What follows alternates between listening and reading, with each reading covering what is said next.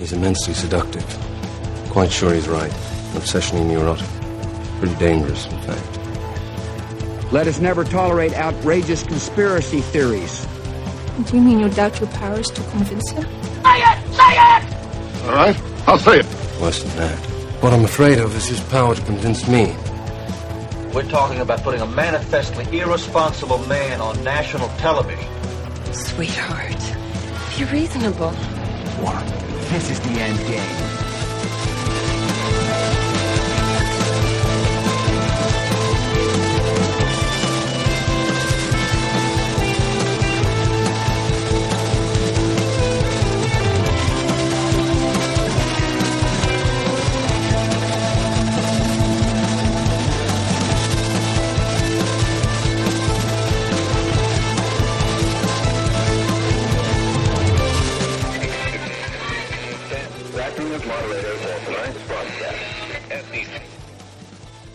All right, everybody. It is Friday, May 16th, 2025, the 117th day of the Golden Age. I'm your moderator, Chris Paul. Let's be reasonable. Apologies for the late start. I had something come up. It required my attention this afternoon. Now it's over, and here I am. So we're having a Friday evening show for perhaps the first time. And what a joy to be able to experience it all with you. I hope you had a great week at work or, lounging at home and scrolling the internet or whatever it is you do. I don't know what you do. Am I supposed to know what all of you do? I can't know that. And if I could know that, I still wouldn't want to not because I'm not interested in you, but because that would be prying. I'm not that kind of person. All right, let's get into some silly stuff and then some domestic stuff. Then we are going to head into the geopolitical sphere in the second half of the show. I feel like that's how I have come to line these up lately, and it seems like it works. So whatever. We're just going to give it a shot. We're going to see how it goes. Now, in January of 2024, I didn't mean to do this, but I ended up devoting an entire episode to Taylor Swift, or at least most of an episode to Taylor Swift, and her presence in pop culture, the possibility that her relationship with Travis Kelce was something that was manufactured by PR organizations and talent managers between the NFL and Taylor Swift, record companies, producers, etc. Something that was manufactured. They put them together. This will be a perfect television story. The American people will watch this story. They'll be wrapped up in this relationship. It's like Ben and Jen on People magazine or Brad and Angelina, but we're going to put it on TV during the NFL. And we're just going to pump it all the time. And everybody's going to pay attention to the biggest pop star in the world.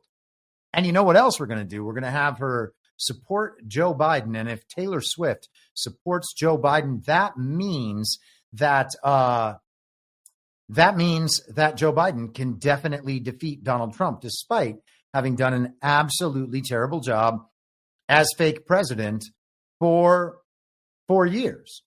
It was an interesting media ploy that in many ways never came to be. So Donald Trump addressed Taylor Swift on Truth Social this morning, and it seemed a little odd, to say the very least. But you might remember that last year he said he hates Taylor Swift online. And that's such a strong term. You might think, man, Trump couldn't actually mean that he hates Taylor Swift. That's overboard. It can't be hate. And who knows? We are in the midst of an information war, and we're talking about the world's greatest narrative manipulator, Donald Trump. So he updated his stance on Taylor Swift today and said, has anyone noticed that since I said I hate Taylor Swift, she's no longer, quote unquote, hot? Now, I haven't noticed that because I pay absolutely no attention to Taylor Swift.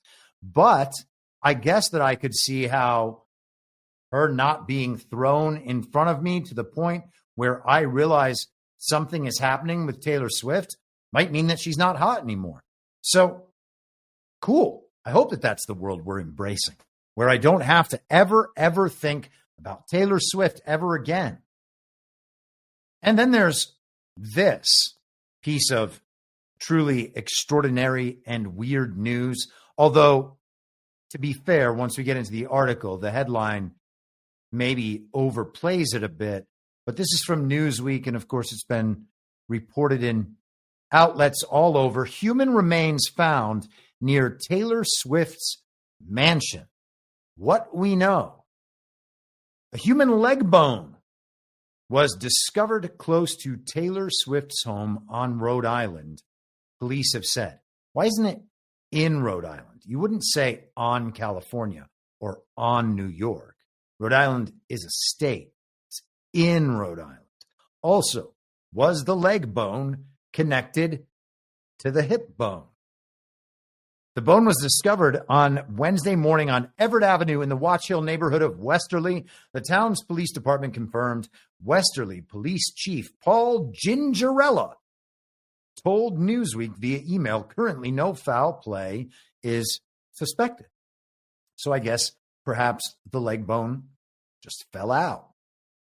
Investigators are awaiting official confirmation of the identity of the remains, he said, adding the case remains under investigation by the Westerly Police Department Detective Division. So it also lets us know that Taylor Day, a Westerly resident, was driving past the scene as investigators arrived. She said it was probably a couple football fields away from Taylor Swift's house and the Ocean House. Maybe that's a business, a restaurant or something there. I would never expect anything like that, especially not in Watch Hill. And that's because it's a very wealthy community. Hugh Jackman and Conan O'Brien have spent time there. She's hosted 4th of July parties with a bunch of pop stars and actors. And she bought the house in 2013 for $17.7 million. So I don't think that this is her primary residence. Maybe one of you is a Swiftie and know better. But a few hundred yards away from someone's vacation home, I'm not sure if that means that there is any reason to consider any involvement. And I would suspect that there probably is none, although naturally the internet is running wild. Did Trump post about his Taylor Swift hate because of this? Maybe he read the article. Maybe he thought to himself, I haven't heard anything about Taylor Swift in an awfully long time. And he just let everybody know, hey, you thought Taylor Swift was hot? Apparently she's not that hot. Okay. Now, that wasn't his only pop star-oriented post today.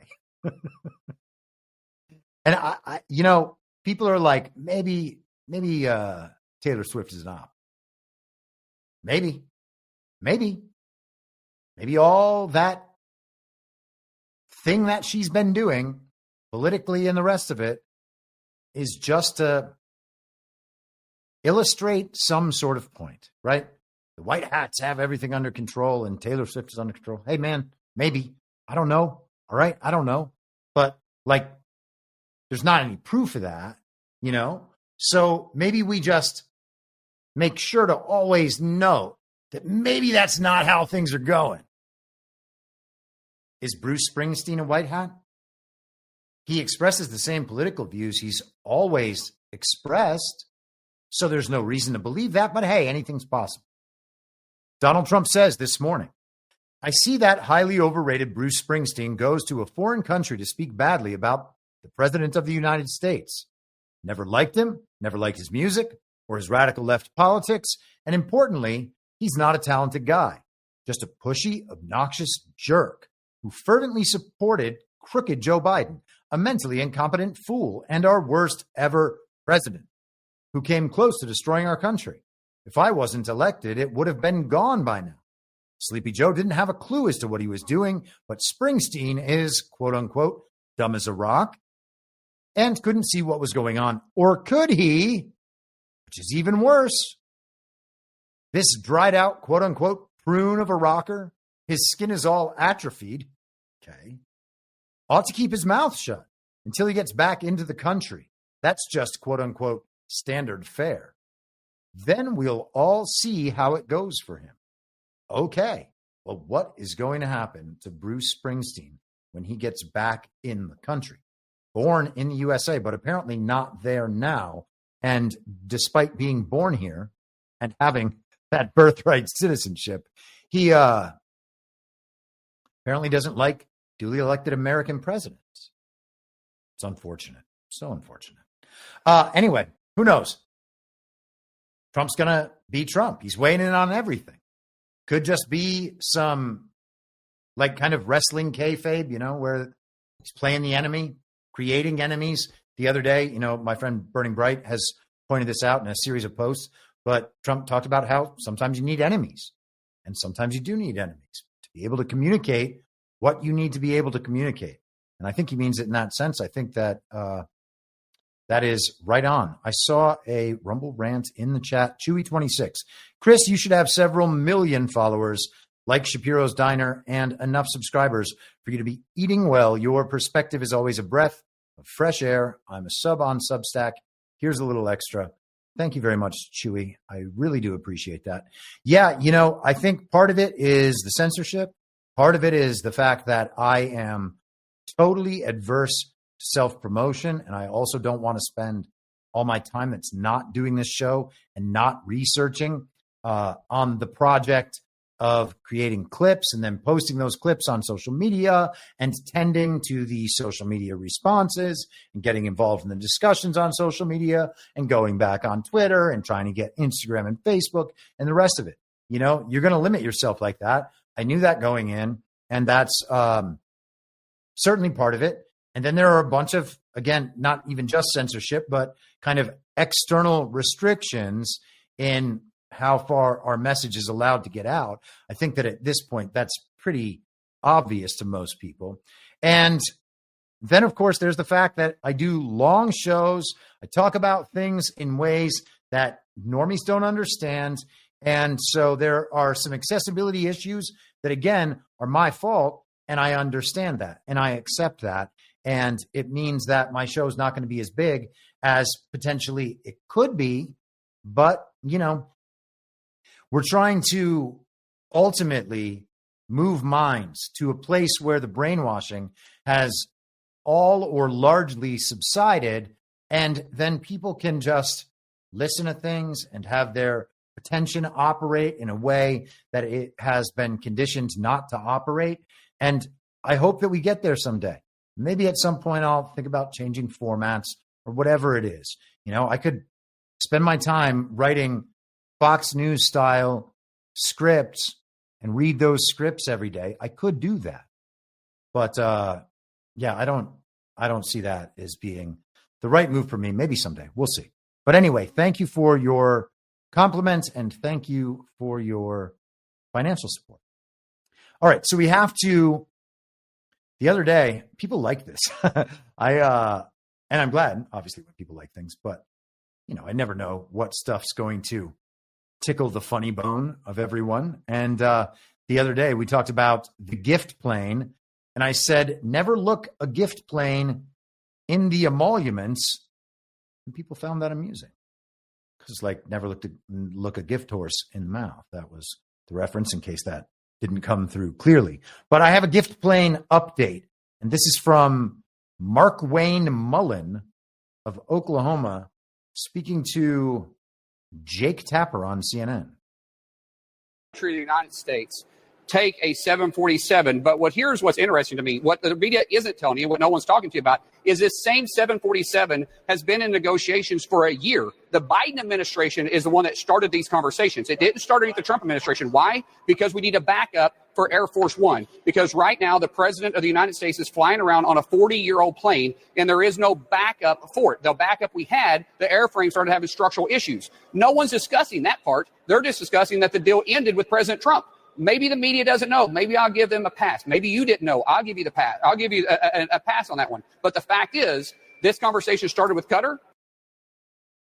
So the Biden administration started the conversation with Qatar to get this plane, and now Trump has it. I wonder what else was going on during that time. Now, it was during the Biden administration, but was Joe Biden dealing with the same people in Qatar that Trump's dealing with? And that's how the plane came to be? That, my friends, is a bridge too far. There is no way I would ever buy that bullshit. And I'm not saying that what Mark Wayne Mullen right there just said is bullshit. I'm saying that there's no way that the fake president, Joe Biden, was negotiating for this new plane with Qatar, and now Trump's getting it. But an hilarious wrinkle on that story. Okay, moving ahead in the world of the absurd, which has become just a major part of our news cycle. Formerly, maybe these stories would have been nothing, but now they are just everywhere. We talked the other day about Pam Bondi and how she was largely a TV character, and that Todd Blanche and Emil Bove were put in their positions at DOJ as her underlings in some sense. I don't mean to say that in a derogatory way, but deputies. I don't know what each's official title is offhand, but that Pam Bondi was being used primarily as a TV character. She was going out on Fox News and telling the country what it needed to know about the goings-on at the DOJ. Well, here we have this from the Wall Street Journal today. DHS is considering reality show where immigrants compete for citizenship. And right there you have Instagram influencer Kristi Noem, who is the face of the DHS.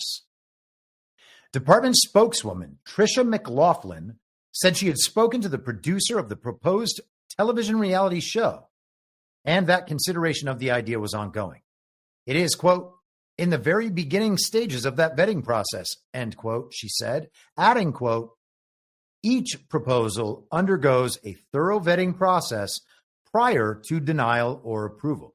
So that could just be as simple as this proposal came to us. We have to examine this proposal and vet it, and then maybe we will deny it, but it's our responsibility to go through this. And then the show or the story becomes the DHS is considering doing this reality show so that illegal aliens can win citizenship. And then people freak out. Oh, it's like the Hunger Games. It's not like the Hunger Games, they say. The pitch for the proposed citizenship competition show comes from Rob Warsoff, a producer and writer whose credits include the Duck Dynasty reality show. Warsoff, who emigrated from Canada, told the Wall Street Journal that the show is meant to be hopeful and a celebration of what it means to be an American citizen. This isn't the Hunger Games for immigrants, Warsoff said. Immigrants already in the system would compete in various contests, including potentially on American history and science. Warsoff stressed that losing contestants wouldn't face deportation. This is not, hey, if you lose, we are shipping you out on a boat out of the country, he said. Well, good to know. Skipping down. DHS Secretary Kristi Noem's tenure as the department's head has been marked by a made-for-TV style that has prioritized publicity, at times at the expense of operations. The Wall Street Journal previously reported the department has earmarked more than $200 million for an ad campaign featuring Noem telling immigrants in the country illegally to go home. $200 million for an ad campaign telling immigrants to go home. On a recent trip to the El Salvador super prison where the Trump administration has incarcerated hundreds of men without due process, Noem posed in front of the prisoners sporting perfectly styled curls and a $50,000 Rolex watch. So what? Remember last fall when I was like, hey, there's an inordinate number of TV characters being put into Trump's administration. I wonder what's going on with that. I mean, the whole thing's fake. All of this is a TV show. The point of the Trump administration, the point of Trump's presidency is to destroy and eliminate the administrative bureaucratic deep state. None of these agencies should exist. We don't need competent people to run these agencies. What we need is people competent to let the public know what these agencies are supposed to be doing, what they've been doing, see the difference. Let's get rid of the agencies. Now, I don't know if we're going to get all the way there, but this seems to be the strategy, and they've gone on with the strategy, and they keep doing television-oriented things. To think that there's not a program at the White House or whatever level it's being run from for media communications on behalf of the Trump administration, and then potentially also on behalf of the Republican establishment or whatever part of the uniparty right still remains in power. There are all sorts of info ops playing out right now. Okay? The Patriots might be in control, but not of everything.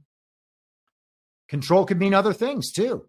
We talk about it often on Devolution Power Hour, the idea of the playpen. It's the idea is basically you put a baby in a playpen, total freedom within the playpen, but they can't get out of it. So there's a limit. Ultimately, there's a control, but anything that happens within the confined space is fine. It's also like this. If Mike Tyson is in a boxing match with a 4-year-old, and now I know that Mike Tyson would never beat the hell out of a 4-year-old, at least not modern day Mike Tyson, just saying. But I know Mike Tyson would not do that. But if Mike Tyson did do that, the 4-year-old could box as hard as he wanted to, and it would not matter. The entire time, Mike Tyson would be in control of the fight, okay? They could be putting out full effort to destroy Mike Tyson, and at no point would Mike Tyson ever not be in control. Doesn't mean he's directing the activity or the actions of the 4-year-old. It just means that at no point is he not in control. Okay. And so there's a lot of ways these things can work. I do believe, I should say, that there are multiple info ops for different purposes being disseminated. And that is why I am so intensely focused on trying to discern which info ops are headed in the right direction and which info ops are headed in the wrong direction, but selling themselves to us as though they are aligned. Okay? It's not to make people mad about Republicans or to doom out or to black pill or be depressed. I don't think any of those things. I just also think that the game is not over. The game is never going to end because this is what life is. It's a battle between good and evil and right and wrong. And there's no point at which you just get to stop fighting. Oh, everything's taken care of now. The big people have got it. Trust the plan. Yeah, okay. We can trust that there is a plan. We can trust the plan is a good one. We don't know the plan. And at some point, if everything is a plan created by humans, what kind of world is that? That's a world where if we are saying, yes, thank goodness you have the good plan, everything you're doing is fine, we accept this, now the good side is in power, you are a groveling statist at that point, which is the problem with the trust the plan crowd. Groveling statists. Polymath Anon in the chat, $5. Have a wonderful weekend, Chris, and all here now. APL thinks your platform should be bigger, as we all do. Love you, brother. No homo. Hey, Polymath, love you too. But you don't need to say no homo. I know there's no homo.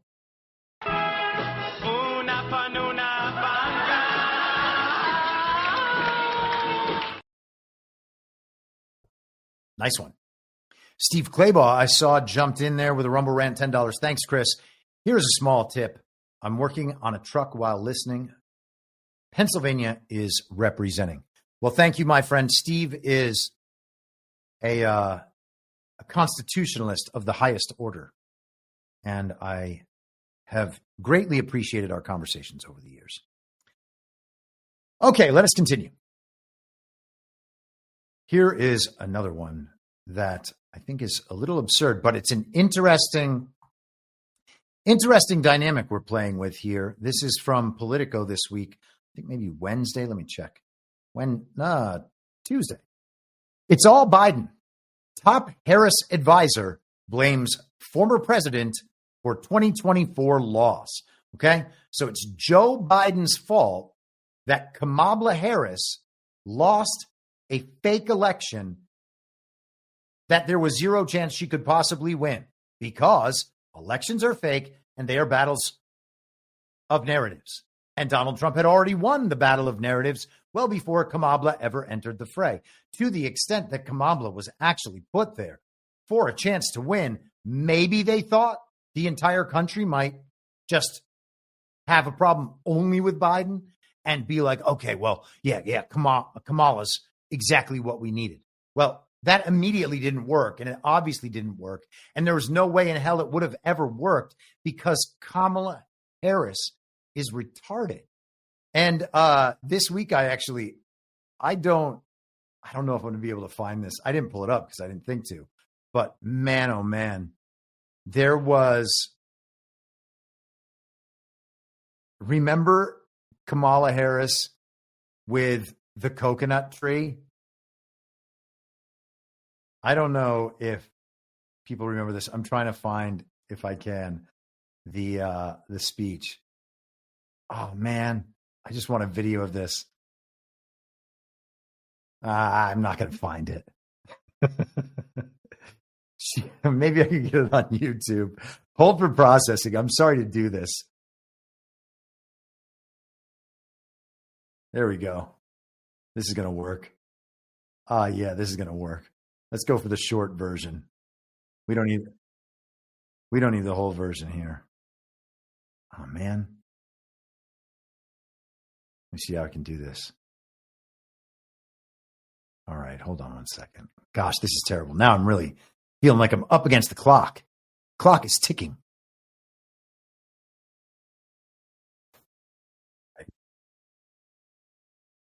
All right, here we are. I present to you the coconut tree, and I hope that this brings back memories of how things used to be. My mother she would give us a hard time sometimes, and she would say to us, I don't know what's wrong with you young people. You think you just fell out of a coconut tree? You exist in the context of all in which you live and what came before you. So all of this is part of the work of this group of extraordinary leaders who will help inform and advise. What in the world is that lunatic talking about? First of all, I cannot possibly believe that her mother was more retarded than she is, because I guess her mother was a doctor or something. I mean, you know, the whole nepotism thing, and the global regime shuffles people around across the world to different countries, and they came here to be political infiltrators and hatch Satan spawn.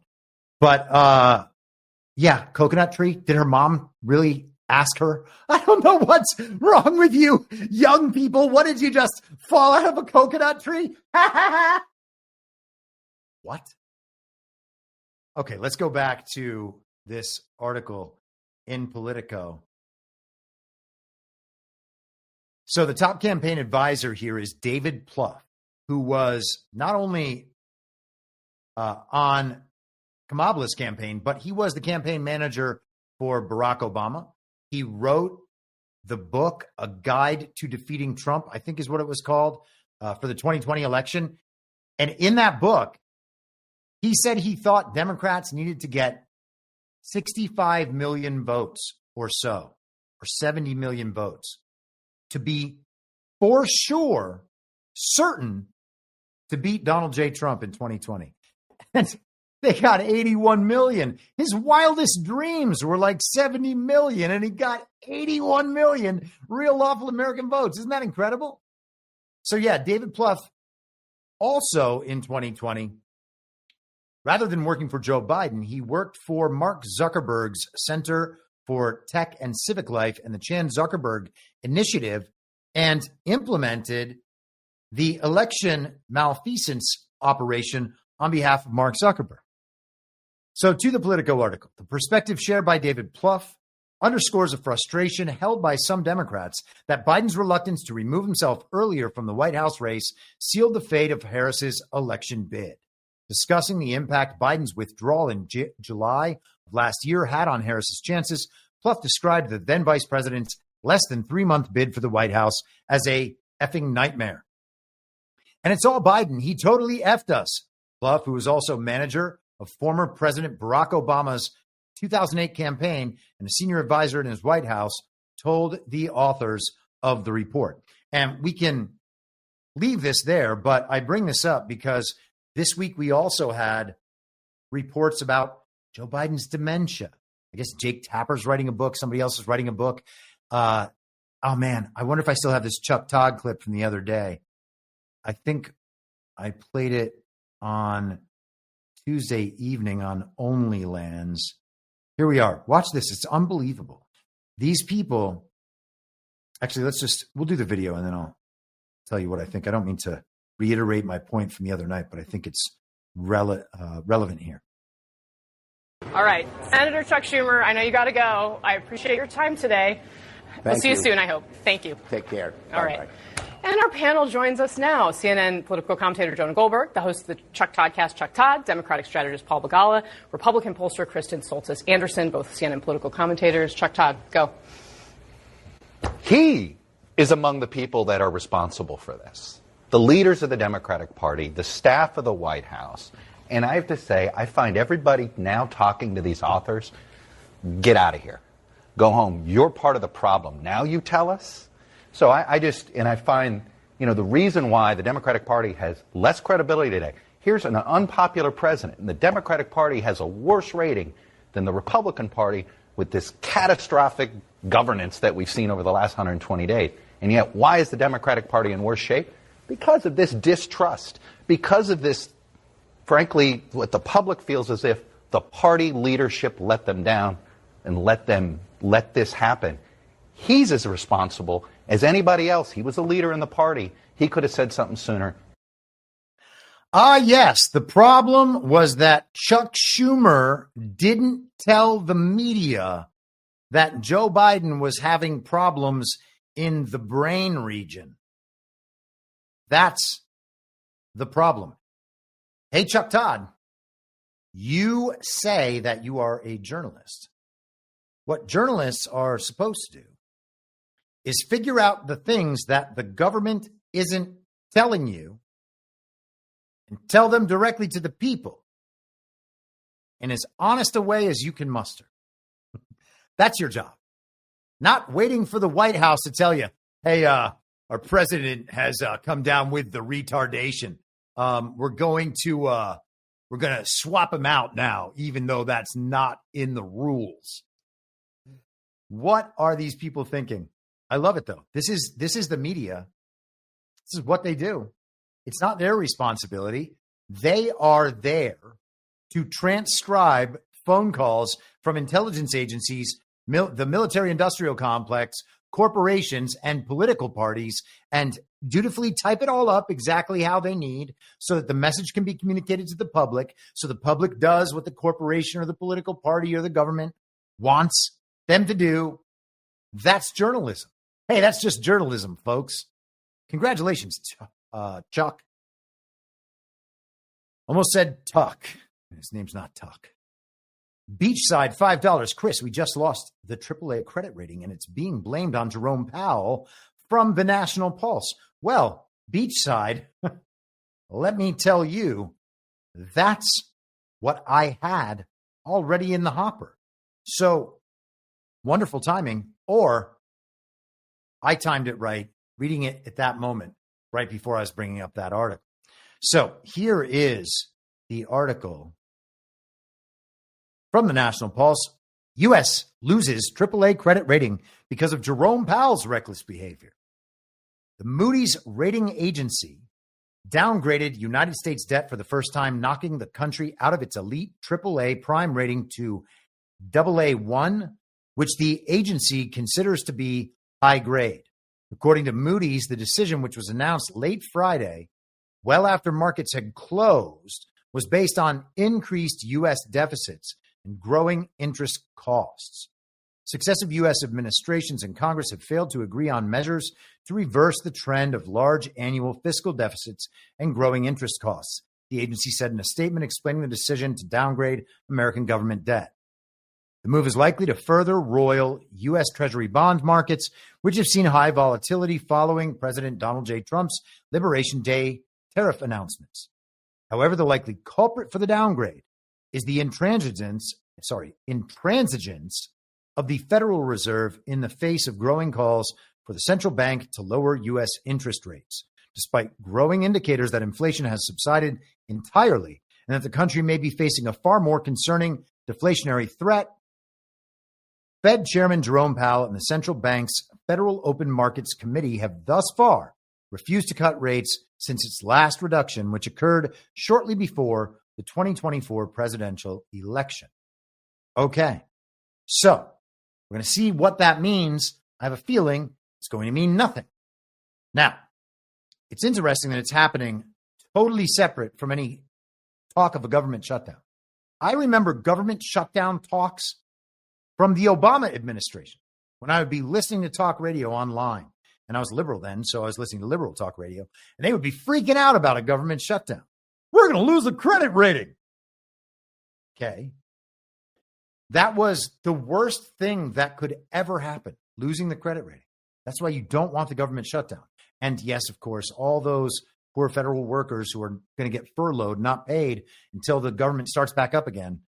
That's the reason why we can't shut down the government. We have to keep spending trillions of dollars without even passing a budget. We just do omnibus bills and must-pass legislation that includes this massive spending, debt ceiling hikes, etc. So this is the grave threat that we were always told would be a worst-case scenario for a government shutdown. And now it's happened on a Friday afternoon. And will it matter? It's not even, it's here, I always try to figure out what stuff the regime's focused on by looking at mainstream websites. CNN right here has it in, I guess, what would be the third most important location. So it's not even top of the page for CNN. They're talking about a SCOTUS decision that they believe is bad for Donald Trump. Whatever. We're going to actually get to that in a little bit. All right, so let's keep moving here. Hold for processing.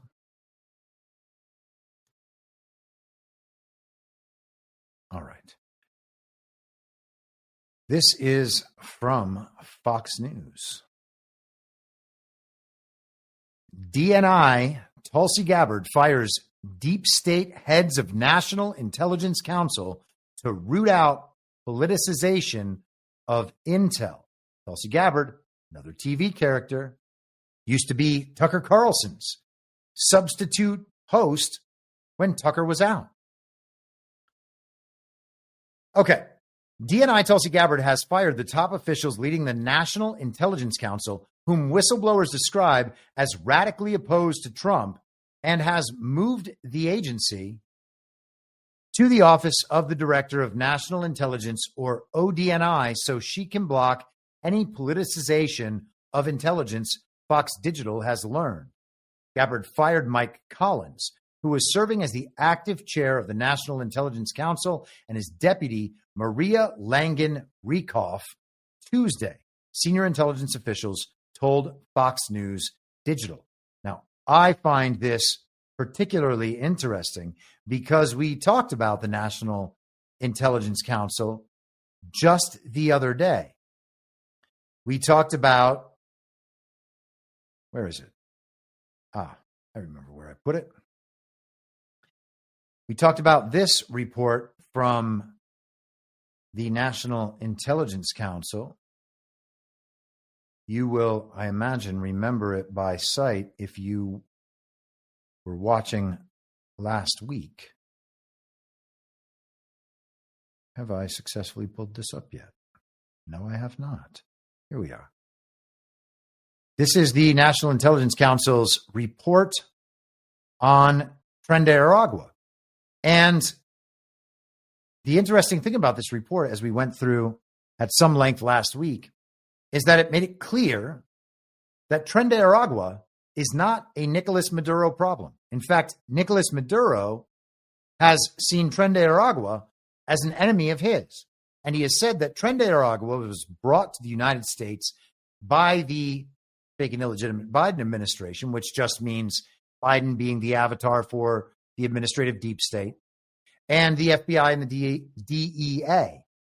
So very interesting, in my estimation, that report comes out, and then immediately this leader of that group, the National Intelligence Council, is removed. Now, did he oversee this report, the compilation of this report, and the dissemination of this report? The timing would suggest that he has, but the timing of an announcement of a firing relative to that report, which I think, if I'm not mistaken, was dated for, this is a month ago, so 7 April. So it's very possible then that he was involved with this report somehow, and I want to keep an eye on this just to see. Maybe I'll try to go back in and see if Mike Collins has any statements about Venezuela or Nicolas Maduro in the past. It could give some indication to what the influences were in compiling that report, which is what made me think that this article was so interesting. Let us go back to that Fox News article. Collins also has whistleblower complaints against him for political bias and deliberately undermining the incoming Trump administration. Now, I can't imagine that report in any way undermines the Trump administration, so I doubt that the firing was connected to that report. They added that Collins was closely associated with Mike Morrell, the former deputy director of the CIA who worked to write a letter in 2020 claiming that Hunter Biden's laptop had all the classic earmarks of a Russian information operation and to get signatures from top intelligence officials. So that is a big deal for sure. He was part of the 51 former intelligence officials' letter. As for Langan Rekoff, officials said that she has been a key advocate for DEI and is someone who, whistleblowers allege, is radically opposed to Trump. So they are removing members of the deep state within the intelligence community. That is how that sounds. So it is good to hear that more people are being shown the door. Now, we're going to get into some court stuff. This is from CNN yesterday. Federal Appeals Court deals major blow to Voting Rights Act. The ruling, which leaves enforcement of the VRA's key provision to the U.S. Attorney General, comes as the Trump Justice Department is gutting its Civil Rights Division and pivoting away from the traditional voting rights work. The DOJ, for instance, dropped major lawsuits previously brought against Texas and Georgia. And one of those Georgia lawsuits, the one that they're referring to here, was the one that we took note of a couple of months back because it came on the same day that Judge Nina Totenberg, is Nina the Amy Totenberg?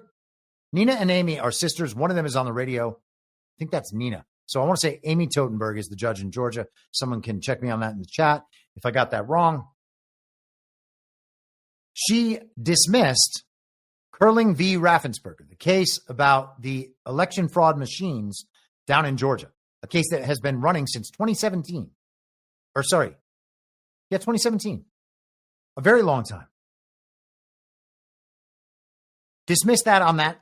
The Justice Department dismissed this case in Georgia on the same day that Judge Totenberg dismissed for standing after 8 years Curling v. Raffensperger. And I thought that those were connected. Now, the Justice Department shouldn't exist. Civil Rights Division at the Justice Department definitely shouldn't exist because the Civil Rights Division it rests on the foundation of the 14th Amendment and the constitutional inversion that was implemented with the 14th Amendment. So in my mind, all that stuff has to be removed. And to take down the civil rights division in the Justice Department would suggest movement in that direction. And again, I think that there are a bunch of things that suggest movement in that direction. Also of note, Harmeet Dillon was the person Trump assigned to head the Civil Rights Division at the Justice Department.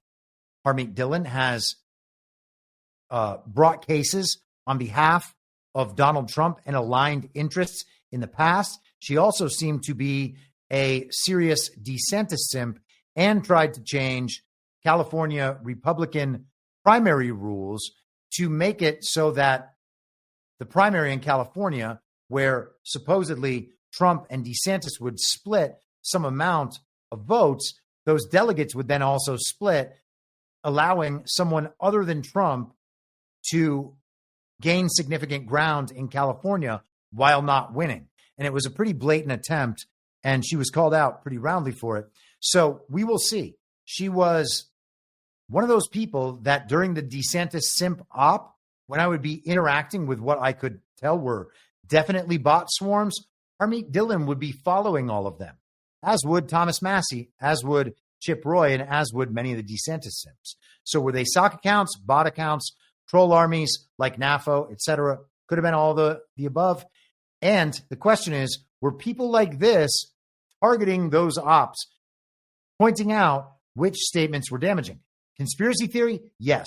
But it's one that it's a conclusion, or a theory, I should say, that I reached having interacted with all of that for months and months and months, thousands and thousands and thousands of iterations. You pick up the patterns. And I think if anybody witnessed me doing that from the end of 2022 through the end of 2023, you'll know exactly what I was talking about. And to think that I'm off base saying any of this would be a little crazy. So back to the article. The new ruling from the 8th U.S. Circuit Court of Appeals covers the 7 Midwestern states covered in the St. Louis-based district. The opinion means that in those states, only the Justice Department can bring lawsuits enforcing a key provision of the Voting Rights Act, which was passed by Congress, blah, blah, blah. Yes, it's supposed to address racial discrimination in election policies. The 2-1 ruling from the 8th Circuit said that a separate civil rights law known as Section 1983 did not give private individuals the right to bring VRA cases. That question had been left unanswered in a previous ruling from the circuit that said the VRA itself conferred no private right of action. Those rulings cut against decades of cases successfully brought by individual voters to challenge election policies that violate the VRA by discriminating based on race. Several of the cases traveled up to the Supreme Court and produced rulings affirming the lower court decisions in the voters' favor, supporting the long-term understanding that the VRA gave private individuals ability to enforce the law with lawsuits. So, the issue at stake here is Voting Rights Act is a federal law.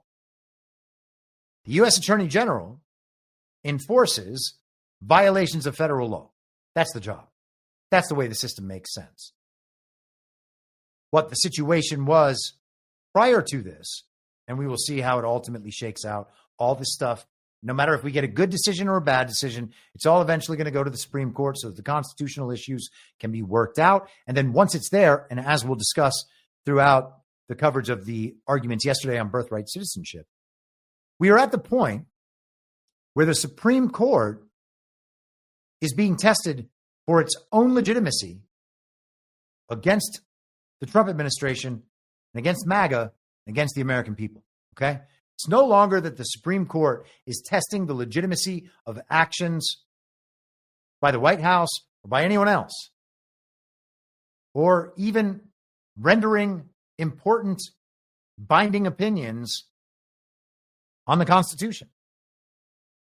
If the Supreme Court validates what these lower courts are doing, almost always on the basis of 14th Amendment jurisprudence, which means all the laws that have, beyond just the jurisprudence, all the laws that are founded on the 14th Amendment, the legal precedent on the 14th Amendment, all the statutes and regulations and rules that have been allowed because of the 14th Amendment and the commitment to equal treatment that it prescribes, all that stuff could go away.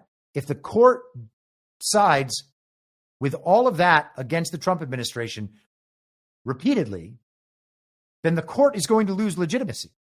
Trump is not going to be seen as a dictator for wanting to remove criminal alien gang members. There's no point at which that's going to work. Okay? We've watched the directionality of these narratives now for 10 years. The idea that it's going to turn around and that the people are all of a sudden going to go against Trump while he's doing what they elected him to do, quote unquote elected, what the mandate suggests he is there to do, what the people approve of. The idea that the Supreme Court is going to stand in the way of that over and over and over and over and over again for the next 4 years and still retain its legitimacy, well, that's crazy. That's impossible to believe.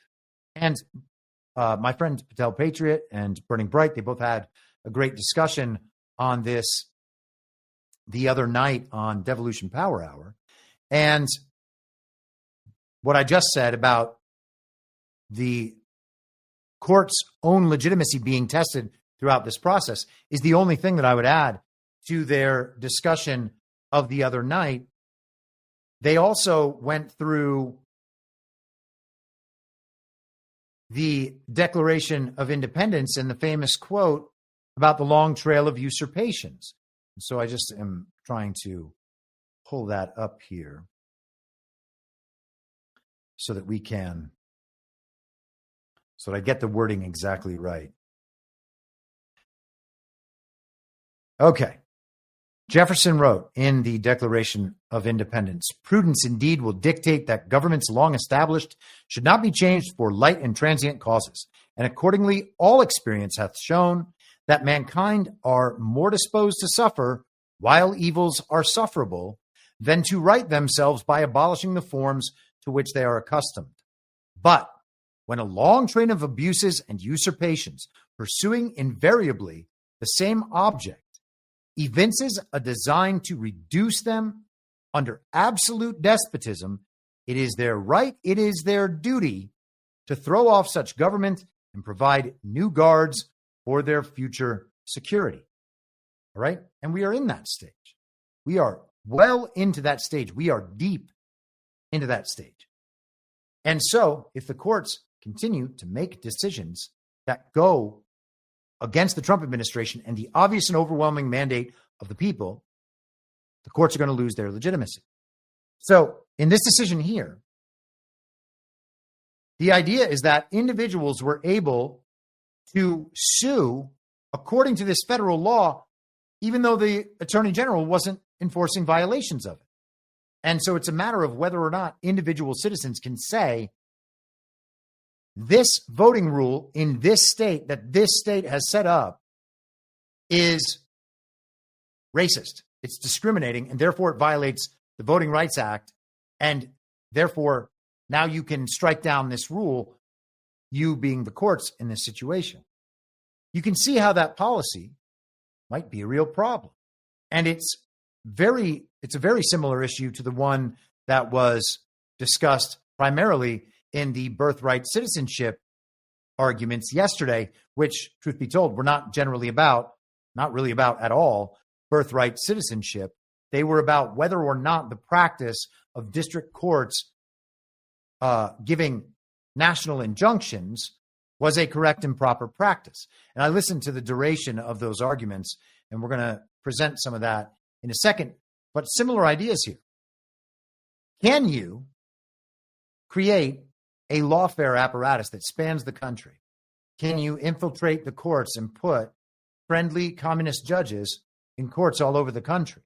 And if you do that, can you then hand select, quote unquote, victims or those people who have been harmed in some way by these policies, make them plaintiffs in the cases, fund those cases via NGOs, and then have these white shoe DC law firms go argue those cases through the lower court system and get election laws that are unfavorable to the regime stricken? That's the way things work. Okay. And that's the same situation we have when we're talking about national injunctions. They can shop around the country, find the proper court, the venue, and juries, but that's a different kind of thing, unfortunately.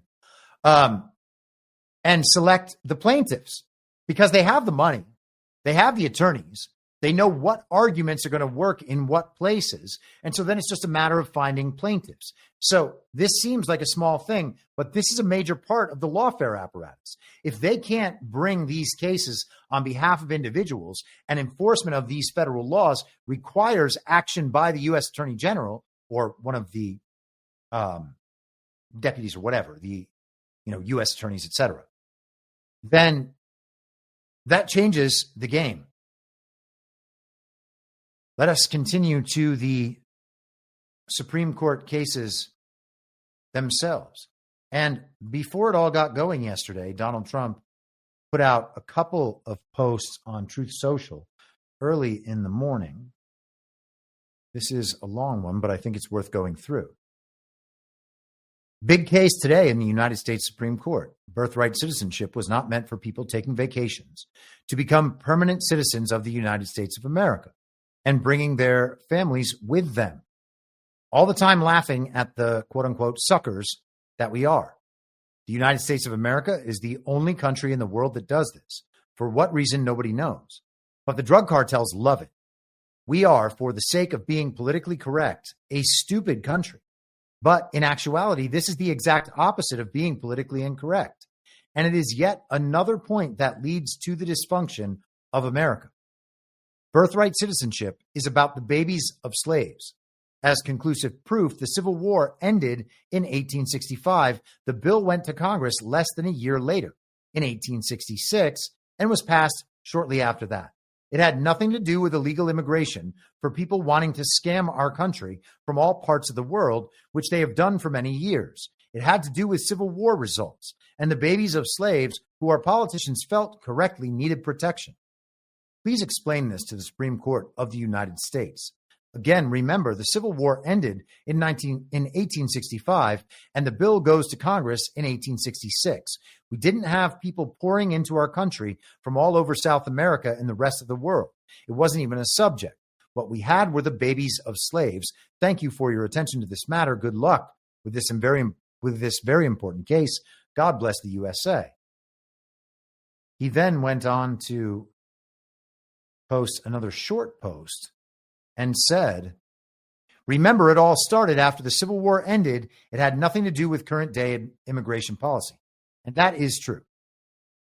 So, beyond what Trump just said, there were other arguments at stake in that case. And again, it didn't really involve birthright citizenship and the merits of birthright citizenship at all. In fact, it was the administration's own argument, and John Sauer, the U.S. Solicitor General, that argued the case on behalf of the Trump administration. It was their own argument that they did not want to engage the merits of that case because primarily the issue that they had to decide first was whether or not national injunctions can be brought in the first place. And so that's where the arguments were.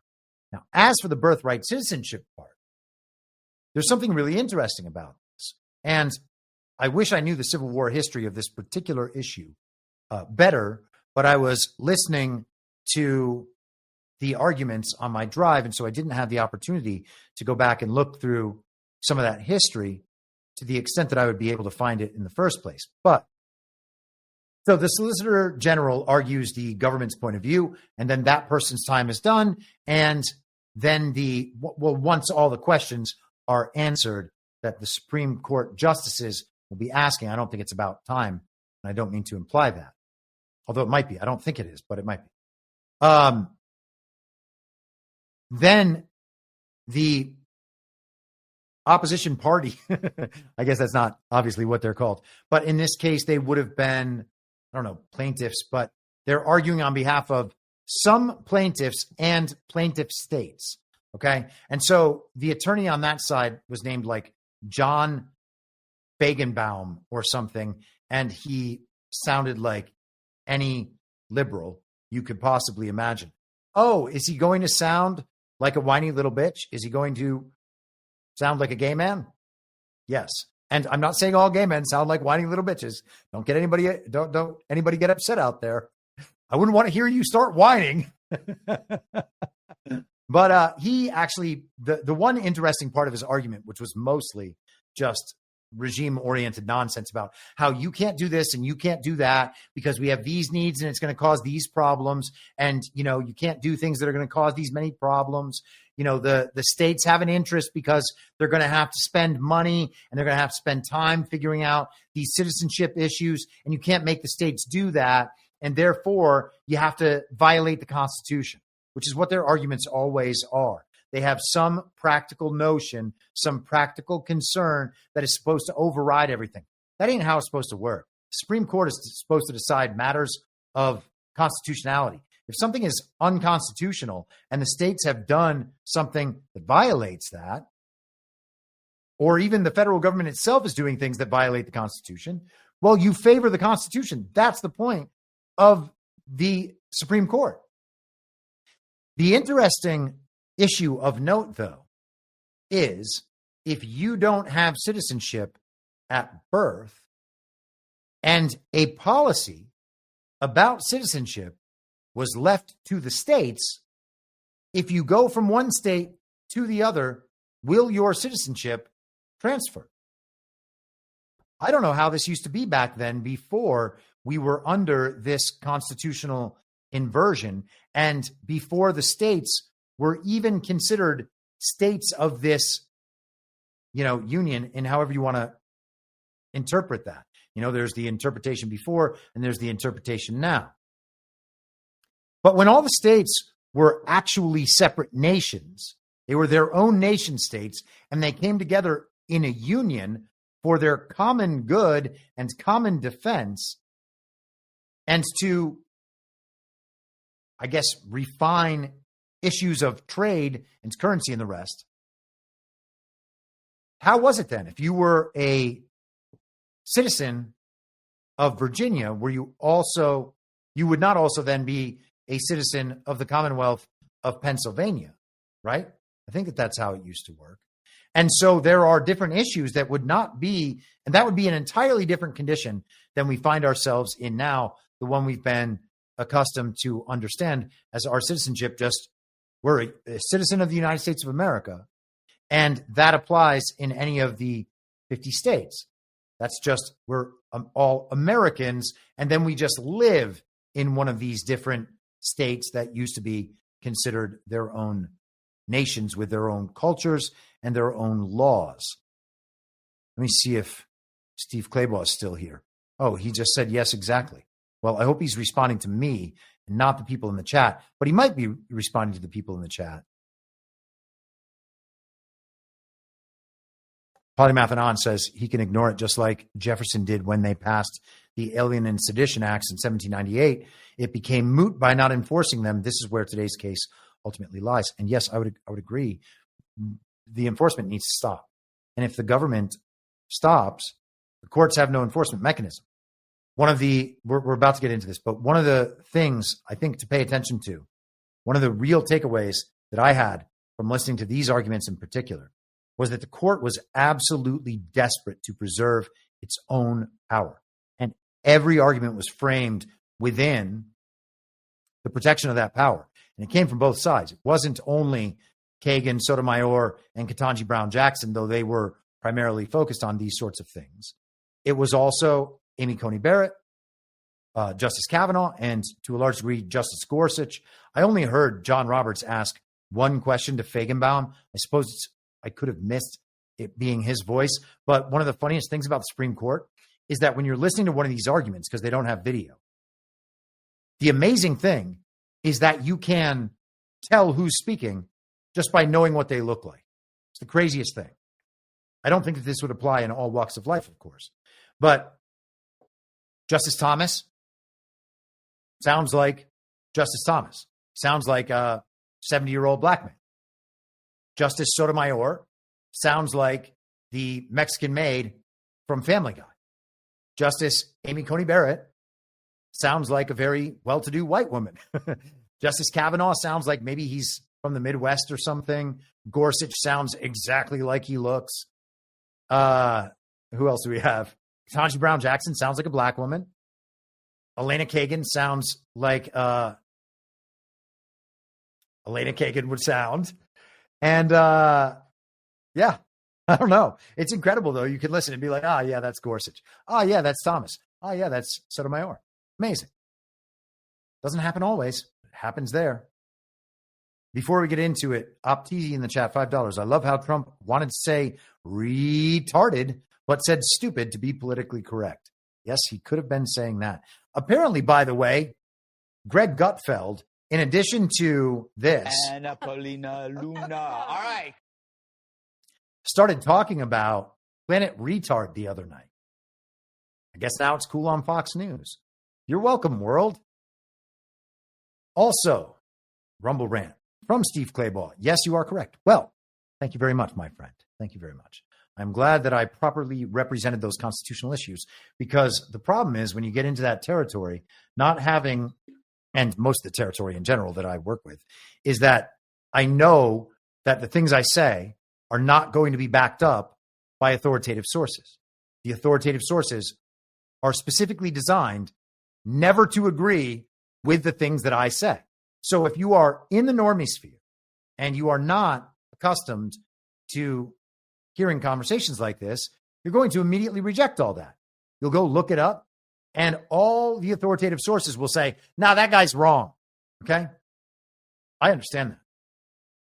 That makes it very hard for me to do my job. It means I have to do a lot more research and argue only and constantly from first principles, which again is the sort of thing that never happens when your whole thing is analyzing those who are, playing match online. Oh, look, I found a match. Oh, let me tell you what it means. Oh, it doesn't mean that. 6 years later, I'll tell you it means something else. Okay?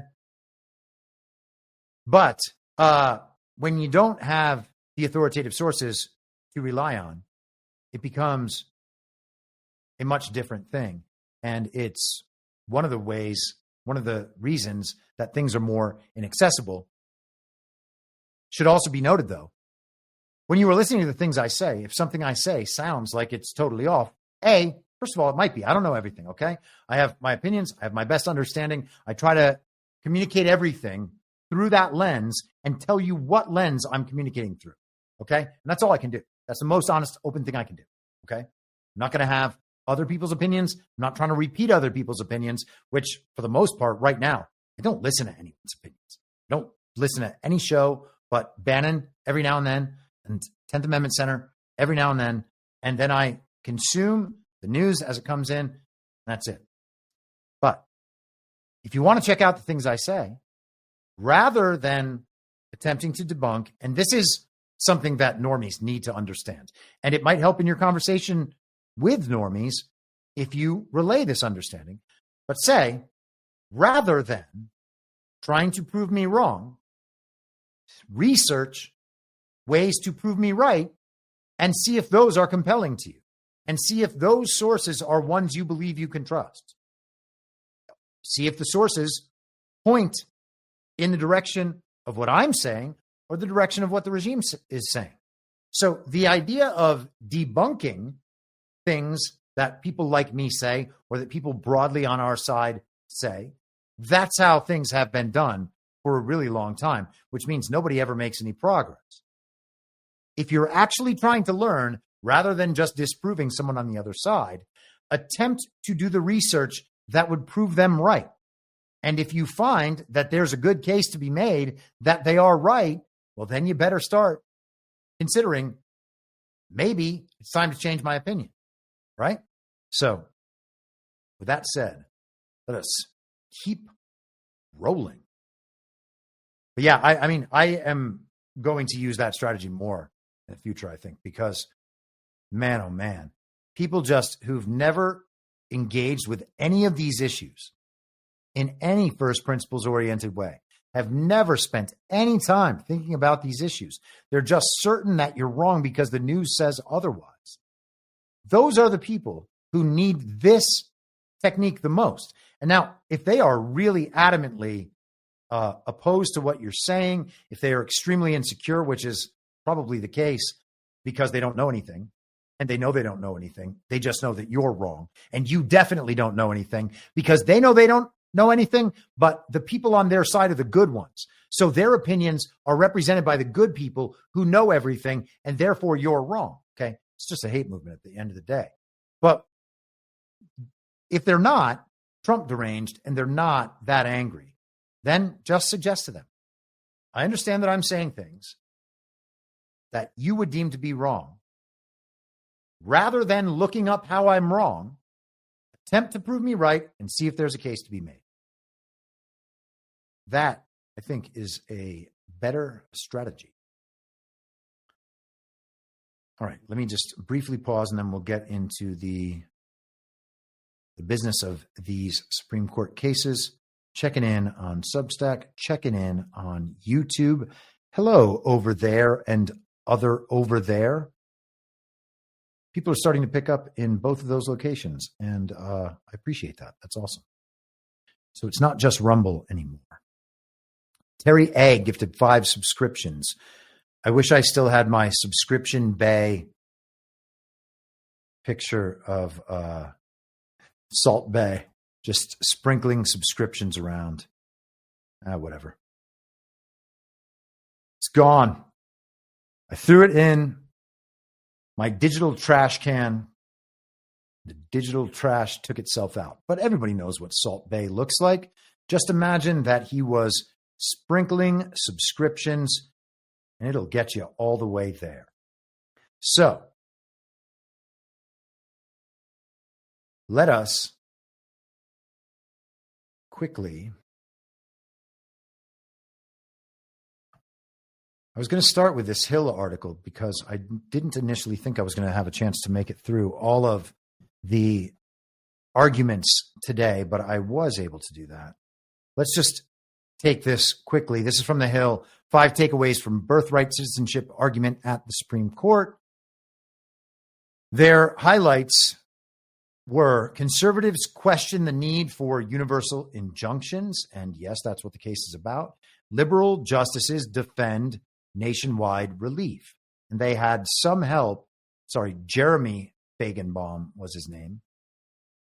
They had some help from some of the so-called conservative justices as well, but they want to be able to maintain the situation where courts that aren't even the Supreme Court have the ability to immediately stop the president from doing anything that a court deems unlawful or unconstitutional. They want to have that relief available at all times. Now, Feigenbaum argued that it should be used rarely, only in certain circumstances, but you got to keep this tool for us. Now, that is totally unprincipled. Either they should have it in all circumstances or none. Either the practice stands on principle relative to the Constitution or it doesn't. You can't determine that, okay, well, in this situation, I do think it's important that this district court be able to, by fiat, constrain the action of the president. That's crazy. That's judicial supremacy and an extreme version of judicial review. So all the courts at this level, as soon as you're in a federal court, they can restrain the president. Okay? They have the option for judicial review, and they have the ability to, quote unquote, enforce these, even though they have no enforcement mechanism whatsoever. They want to retain it in certain cases. It's important, so they have to argue that they need it. So we're already into the world of practical concerns. And then again, they argue in the world of practical concerns, we have a practical concern about this particular case that is so important on whatever subjective basis they make that argument, that in this particular case, then we need to violate the constitutional principle. It's almost an admission that it is unprincipled, that it should not happen. But they're saying, well, we need it in these certain situations. Otherwise, the states are going to be negatively affected. How are the states going to be negatively affected? They are going to be negatively affected because of their record keeping and the distribution of state benefits. And the people will be affected because those illegal aliens who would be having the children that would then have birthright citizenship they would not be allowed to access state benefits. So that's the harm that comes to them. Both of those things are absolutely crazy. The state shouldn't be involved in any of the stuff the state's involved with in the first place, in terms of the welfare and all the rest of it. The state shouldn't be involved. But to the extent they are, now the argument becomes these people are going to be harmed by their inability to access state benefits. The illegal aliens will be harmed by their inability to access state benefits on behalf of their child who now has birthright citizenship. I don't know who you're going to be able to sell that idea to, other than the most liberal people in the world who understand that good people believe this way. And that really is all there is to it for them. I mean, I used to be one. I know them. I tried to justify my virtue signaling with more elaborate arguments by learning the totality of the official story on all of these issues and all the arguments to know the full extent of the argument that went in my favor. And then I would argue that because I knew what side I had to come down on. It's very motivated thinking. It's not critical thinking. It's not intelligent thinking. It's motivated thinking. Okay. And so that's what we're dealing with in this situation in particular. But I cannot imagine that if this issue was taken out to the country and presented by someone like Donald Trump or someone like Stephen Miller, which is what he's doing, hammering it on television for a duration, that the country at large would side with this position on birthright citizenship and the states being harmed because they were going to have to do more work to figure out who was a citizen and who wasn't and divide these things up. And the illegal aliens would be harmed by their inability to access benefits. That's a pretty elaborate way to get to we need to violate constitutional principle. Bay Theater Dave says, a liberal Chris sounds scary. One of the funniest things that I heard just to pause on a tangent for a second, one of the funniest things that I heard in my time in Hollywood in 2020, after I had, donned a Keep America Great hat and come out loudly and proudly, not only against the entire very deadly pandemic narrative, which was obviously bullshit, but the Summer of Love narrative celebrating George Floyd Day. We're going to have George Floyd Day in 2 weeks. There's talk now, by the way, that that President Trump might pardon Derek Chauvin or whatever they call him, who was convicted, quote unquote, of murder in that fake trial with the fake jury about the fake murder, all that. So there's going to be a pardon, and then there's going to be a riot movement that's going to coincide with George Floyd's day. Isn't that amazing just how the timing works? It's like it was set up or something. So I don't know. There's some discussion to be had about whether there's any indication that Trump would try to do a pardon. I don't see why they would do that unless he wanted to press that issue. Okay, that doesn't seem like the right way to handle that case, but I guess we'll see. So anyway, one of the things in 2020 that I thought was hilarious was that my liberal friends, who were still incredibly Trump deranged and incredibly liberal, but not as hostile as others, were like, man, you would be such an asset to our side. All right, commie, but I'm not on your side. I used to be on your side, and then I realized, hey, this side's all full of communists and atheists and nihilists and scientific materialists and people who do not make moral decisions and cannot even think their way through these issues. So I'm sorry, but I can no longer be on your side. Let us go back to the Hill. A who's who at the high court. All right, well, we don't really need to think too much about this. Let's skip down. This part's interesting, though, just because of these names. The 14th Amendment establishes who we are. This is the soul of our country, he said. And this is Connecticut Attorney General William Tong. I guess this was earlier in the arguments. Deputy Attorney General Todd Blanche and Emil Bove, another high-ranking Justice Department official, made a rare appearance and sat in the center section of the public gallery. So those are the people at the DOJ who are not Pam Bondi, who were already running things before Pam Bondi was put in that position. John Eastman, a lawyer at the center of Trump's bid to overturn the 2020 presidential election results and a major proponent of his birthright citizenship arguments, was also at the courthouse. I think the historical record is much stronger in favor of President Trump's executive order than the 3 or 4 justices that commented about the merits were willing to accept. And yes, again, and maybe we'll hear it here. I can't remember if I pulled that clip, but Elena Kagan attempted to move Solicitor General Sauer,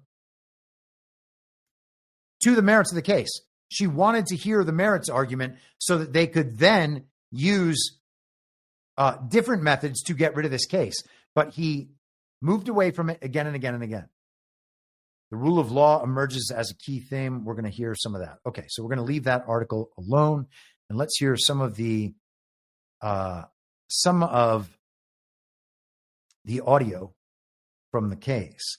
And again, pay attention and see if you can tell exactly which voice, which justice is speaking at which time.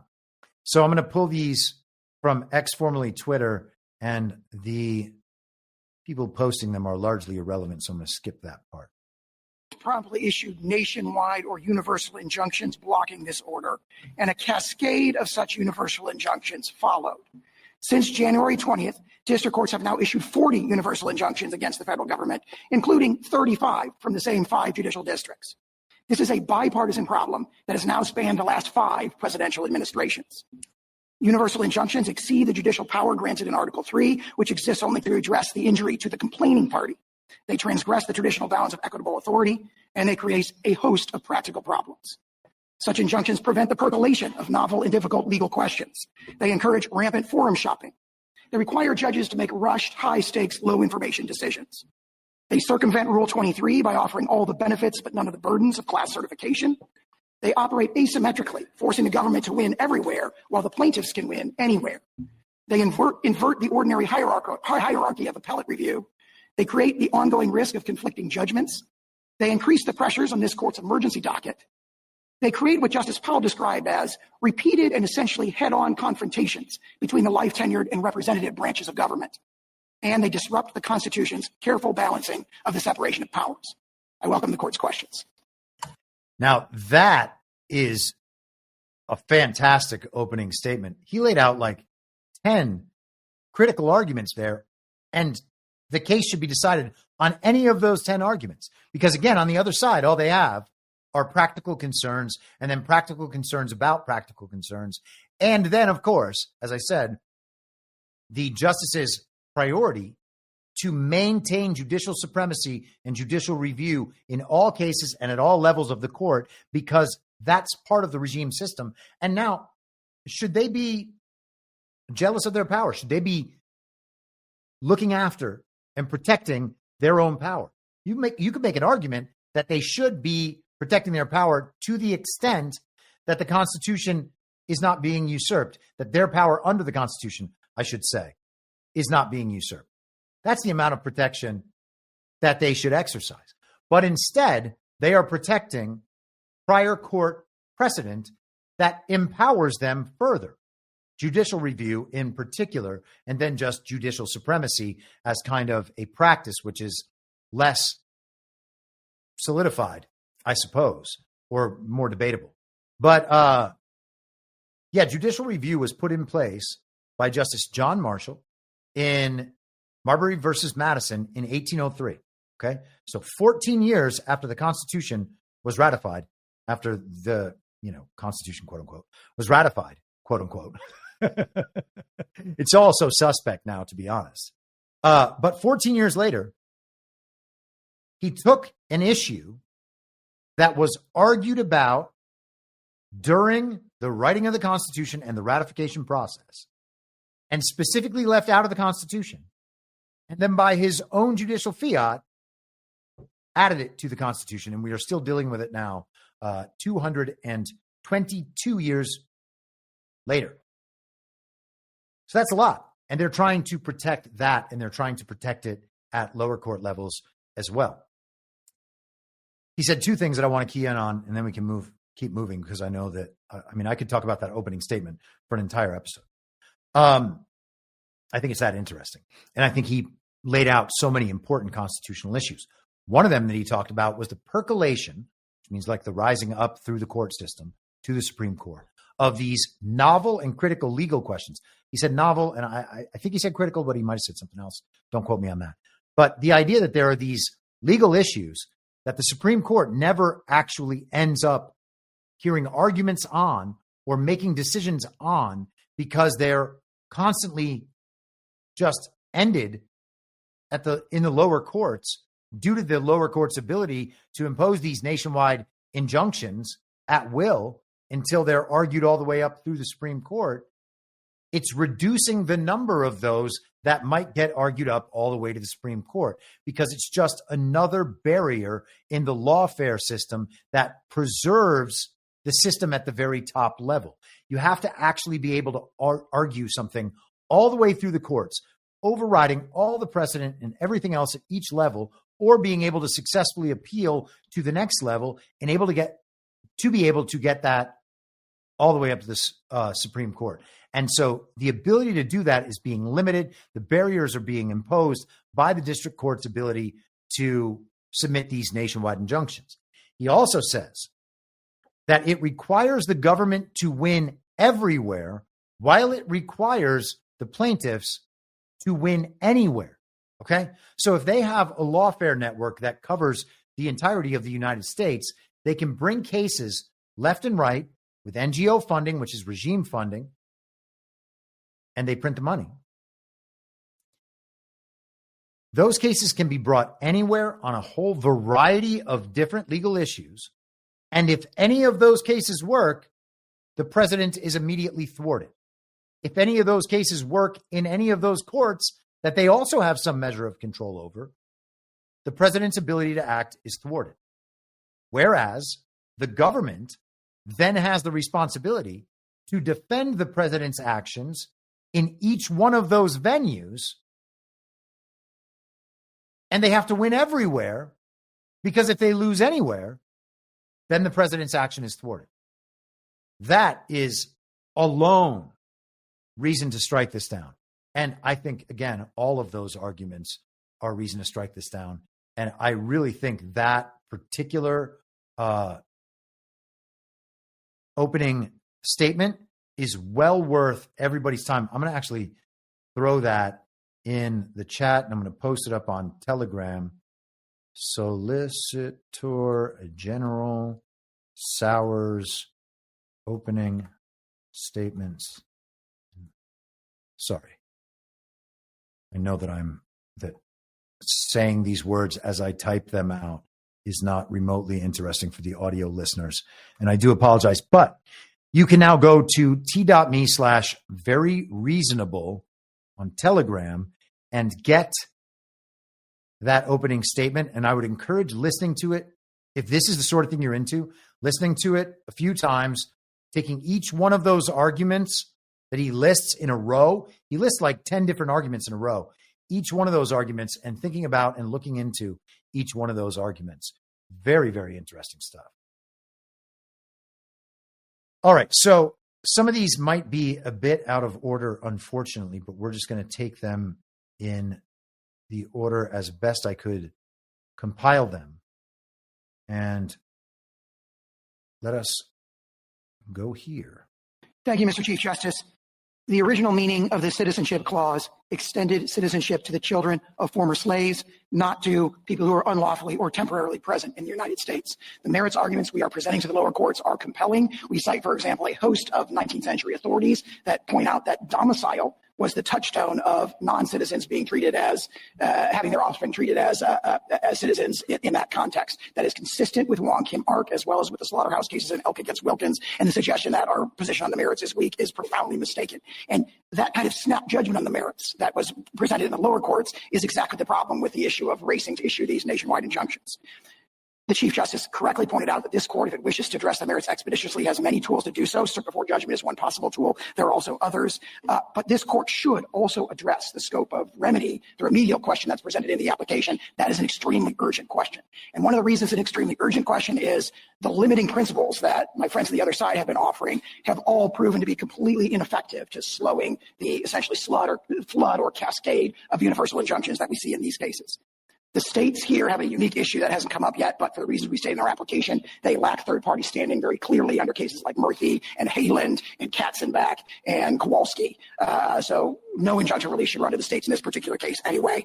And most fundamentally, the vision of the district courts that's reflected in the issuance of these nationwide injunctions is a vision of them as a roving commission to correct every legal wrong that they can consider and to exercise general legal oversight over the executive branch, which is what this court rejected in TransUnion. And for those reasons, we ask the court to grant the applications. Thank you. A roving commission. And that is what they act like. They have the ability all around the country to find these cases and then give their final say on what the government's allowed to do. That's a big deal.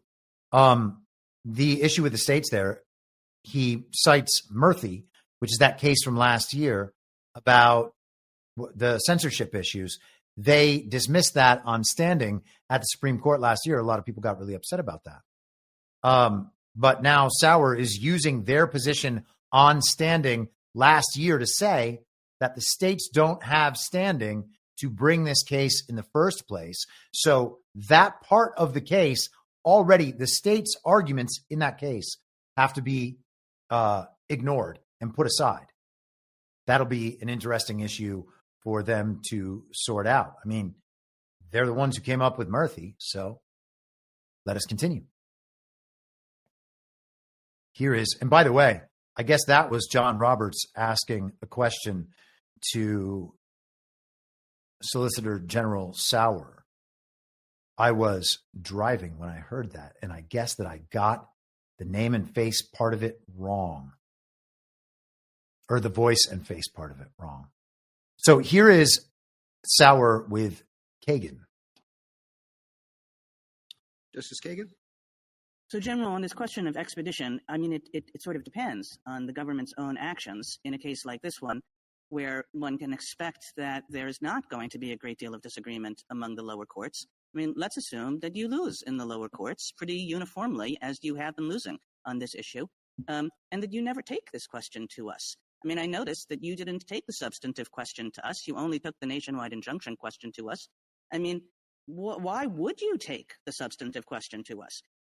You're losing a bunch of cases, this guy over here, this woman over here, you know, they'll have to be treated as citizens, but nobody else will. Why would you ever take this case to us? Well, in this particular case, we have deliberately not presented the merits to this court on the question of the scope of remedies, because, of course, that makes it a clean vehicle where the court doesn't have to look at the past. You're ignoring the import of my question. I'm suggesting that in a case in which the government is losing constantly, there's nobody else who's going to appeal.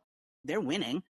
It's up to you to decide whether to take this case to us. If I were in your shoes, there is no way I'd approach the Supreme Court with this case. So you just keep on losing in the lower courts, and what's supposed to happen to prevent that? Again, I respectfully disagree with that forecast of the merits, but in response to the question, what I would say is we have an adversarial system, and if the government is not, for example, not respecting circuit precedent on the court's hypothetical in the Second Circuit, someone injured in the Second Circuit could take the case up, and they could say, look, the government is violating circuit precedent on the hypothetical multiple circuits. That's the case we're going to take? Somebody who says, you know, after we've said that this all has to be done one by one by one, then we're going to take a case from somebody who objects to proceeding one by one by one?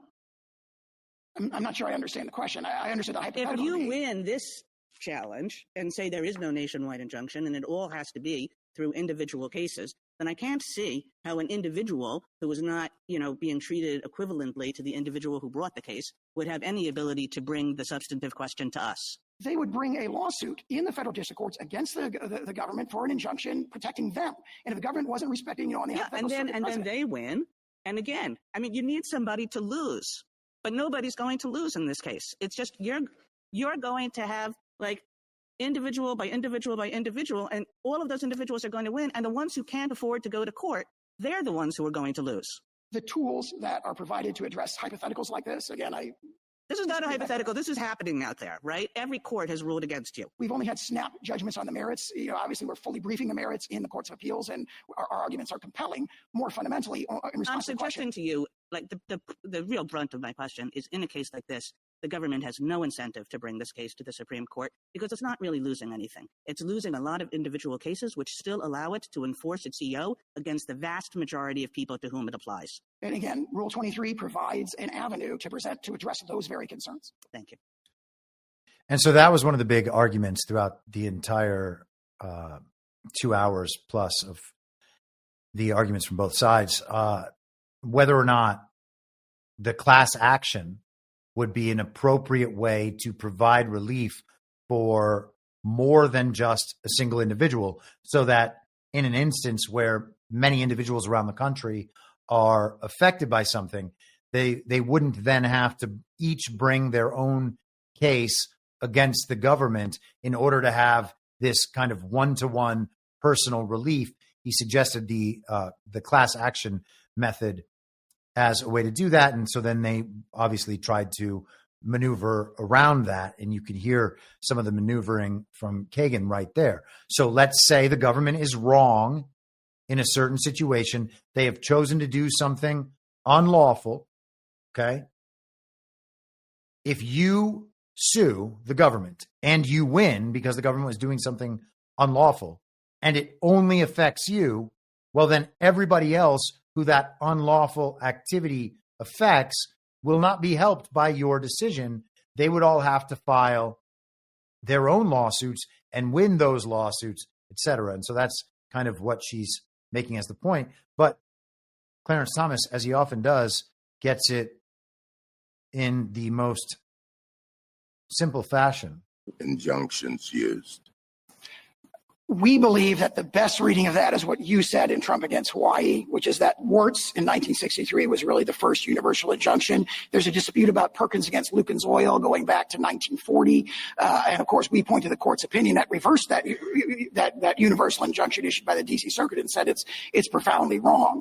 Now, if you look at the cases that the either party cite, you see a common theme. The cases that we cite, like National Treasury's Employment Union, Perkins against Lucan's Oil, Frothingham in Massachusetts against Mellon, going back to Scott against Donald, and all of those are cases where the court considered and addressed the sort of universal, in that case, statewide issue of provision of injunctive relief. So when the court has considered and addressed this, it has consistently said you have to limit the remedy to the plaintiffs who are appearing in court and complaining of that remedy. So we survived until the 1960s without universal injunction. That's exactly correct. And in fact, those were very limited, very rare, even in the 1960s. It really exploded in 2007 in our cert petition in Summers against Earth Island Institute. We pointed out that the Ninth Circuit had started doing this in a whole bunch of cases involving environmental claims. Justice Alito? So somehow we survived as a nation until 1960 without nationwide injunctions, and it kept going like that. They were rarely used until 2007. And all of a sudden now there's been 40 of them already during the Trump administration. Here is Ketanji Brown Jackson making no bones about why they need to keep things as they are. I would think we'd want the system to move as quickly as possible to reach the merits of the issue and maybe have this court decide whether or not the government is entitled to do this under the law. Wouldn't having universal injunctions actually facilitate that? It seems to me that when the government is completely enjoined from doing the thing it wants to do, it moves quickly to appeal that, to get it to the Supreme Court, and that's actually what we would want. What I worry about is similar to what Justice Kagan points out, is that if the government is saying no lower court can completely enjoin it, it actually means that the government just keeps on doing the purportedly unlawful thing, and it delays the ability for this court to reach the underlying issue. I would think we'd want the system. All right. So, I mean, it's not like it's an entirely invalid issue, but they want to be able to have power over the government to stop the government from doing things.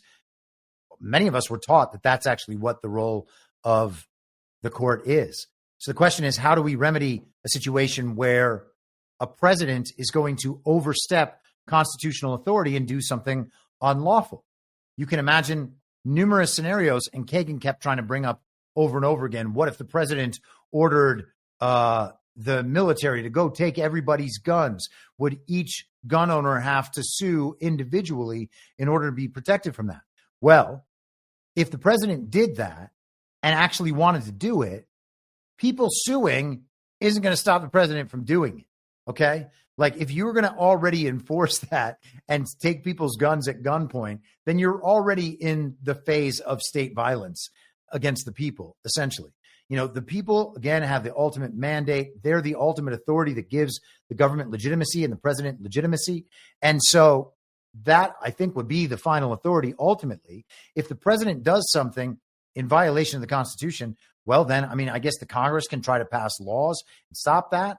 But at some point, the people actually have to be the final authority, as they are, and make it quite clear that the federal government, the president, doesn't have the authority to do those things. That's where it ultimately needs to come from, I guess. I guess that part of it is a thornier issue. And the constitutionalists in the chat, I'd be happy to read your thoughts on that in particular. But let us keep marching forward. Another issue, as we discussed before, is the one of what you might call forum or venue shopping. Here we are. A cascade of such universal injunctions followed. Since January 20th, district courts have now issued 40 universal injunctions against the federal government, including 35 from the same 5 judicial districts. This is a bipartisan problem that has now spanned the last 5 presidential administrations. Universal injunctions exceed the judicial power granted in Article 3, which exists only to address the injury to the complaining party. They transgress the traditional bounds of equitable authority, and they create a host of practical problems. Such injunctions prevent the percolation of novel and difficult legal questions. They encourage rampant forum shopping. They require judges to make rushed. Darn it. That was just the opening statement again. I apologize for that. I thought I had something particularly centered around forum shopping. I must have just put the same thing in there twice under 2 different labels. Forgive me. Okay, so this is one of the really interesting moments, very subtle moment. Listen to what Elena Kagan says here. This is just going to be a super short clip, but what she says here is unbelievable. Be like an untold number of people who, according to all the law that this court has ever made, ought to be citizens who are not being treated. All the law that this court has ever made. And they brought up 4 past cases. You heard one of them, Wong Kim Ark, and some other cases from the past that deal with issues about the 14th Amendment and birthright citizenship. She's saying all the law this court has ever made suggests that you would lose this case on the merits. And then, of course, all these people would be affected based on the law that they have made. And now all that law would be overturned. That's what you're asking the court to do, is overturn all the law this court has made. Now, I mean, you can say it's a slip of the tongue or something, but it didn't sound like one. It sounds like Elena Kagan believes that the court has ruled what is law, that they made law. They've said, well, this is how the policy must be handled. And now that we've said that, that's what the law says. That's what the law is. That's not their job. I think it's incredible that she even said that as a slip of the tongue. Terry A, $10 in the chat. The 7 judges, sleepy, grumpy, dopey, angry, snooty, creepy, assholey. How do Thomas and Alito stomach this shit show? Yeah, I agree with you. I read Neil Gorsuch's book. I think he has some good points in that book. It's very much a book geared toward normies and seems to be written by a normie. I'm not saying he's a bad man. Not saying he's not honest. Saying he's indoctrinated into the same system, and there's no balls anywhere here to go beyond that. and actually adhere to the Constitution. And so, yeah, I find him and Kavanaugh and obviously John Roberts to be, and of course, Amy Coney Barrett to be disappointing. Now, we're going to see how it all shakes out in the long run. You know, the game's not over. You just wait and see.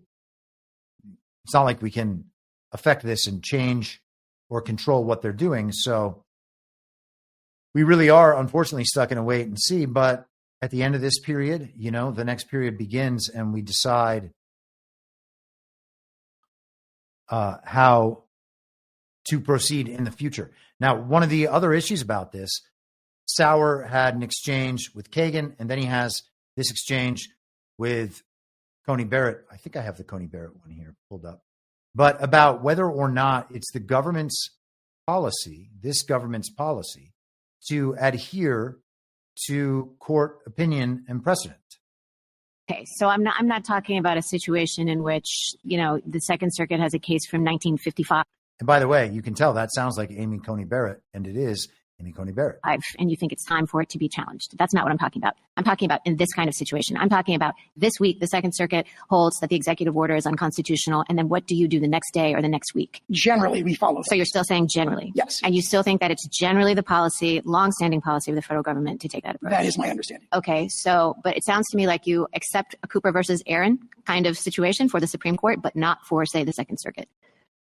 Like where you would respect the opinions and the judgments of the Supreme Court, and you're saying you would respect the judgment, but not necessarily the opinion of a lower court. And again, I think in the vast majority of instances, our practice has been to respect the opinion as well, in the circuits as well. But my understanding is that has not been a categorical practice in the way respect for the precedents and the judgments of the Supreme Court has been. So you're not hedging at all with respect to the precedent of this court? That is correct. I believe the quotation from our application directly addresses that, and we stand by that completely. Now, I mean, if you're me, you want him to go all in on, yeah, you can't actually enforce any of this stuff. And even Alexander Hamilton in Federalist 78 said that the courts were not designed with an enforcement mechanism. Your job is to opine on these things, and that is it. And the president is under no requirement whatsoever to ignore his national security concerns because you like to have final say on everything. Now, we're not going to get, I don't think, anytime soon, a Solicitor General saying anything like that. Interesting arguments, though. I don't always have time to listen to Supreme Court arguments, but, you know, it's ostensibly at least all about constitutional issues. So for me, as someone with some interest in the law and the Constitution and the rest of it, I find them rather enjoyable to listen to, although incredibly frustrating because, again, most of these people are on another planet as far as I'm concerned. And they would say the same thing about me. Oh, well, you don't have any respect for our system. Oh, let me tell you about how the laws came to be. No. Let me tell you about how none of the rules, regulations, statutes, or court precedent are the Constitution. And the 14th Amendment is not the Constitution. The 14th Amendment itself is an inversion of the Constitution that does not adhere to the Constitution.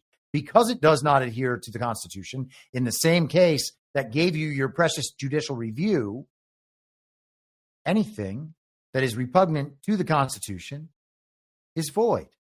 Okay? So the 14th Amendment is void.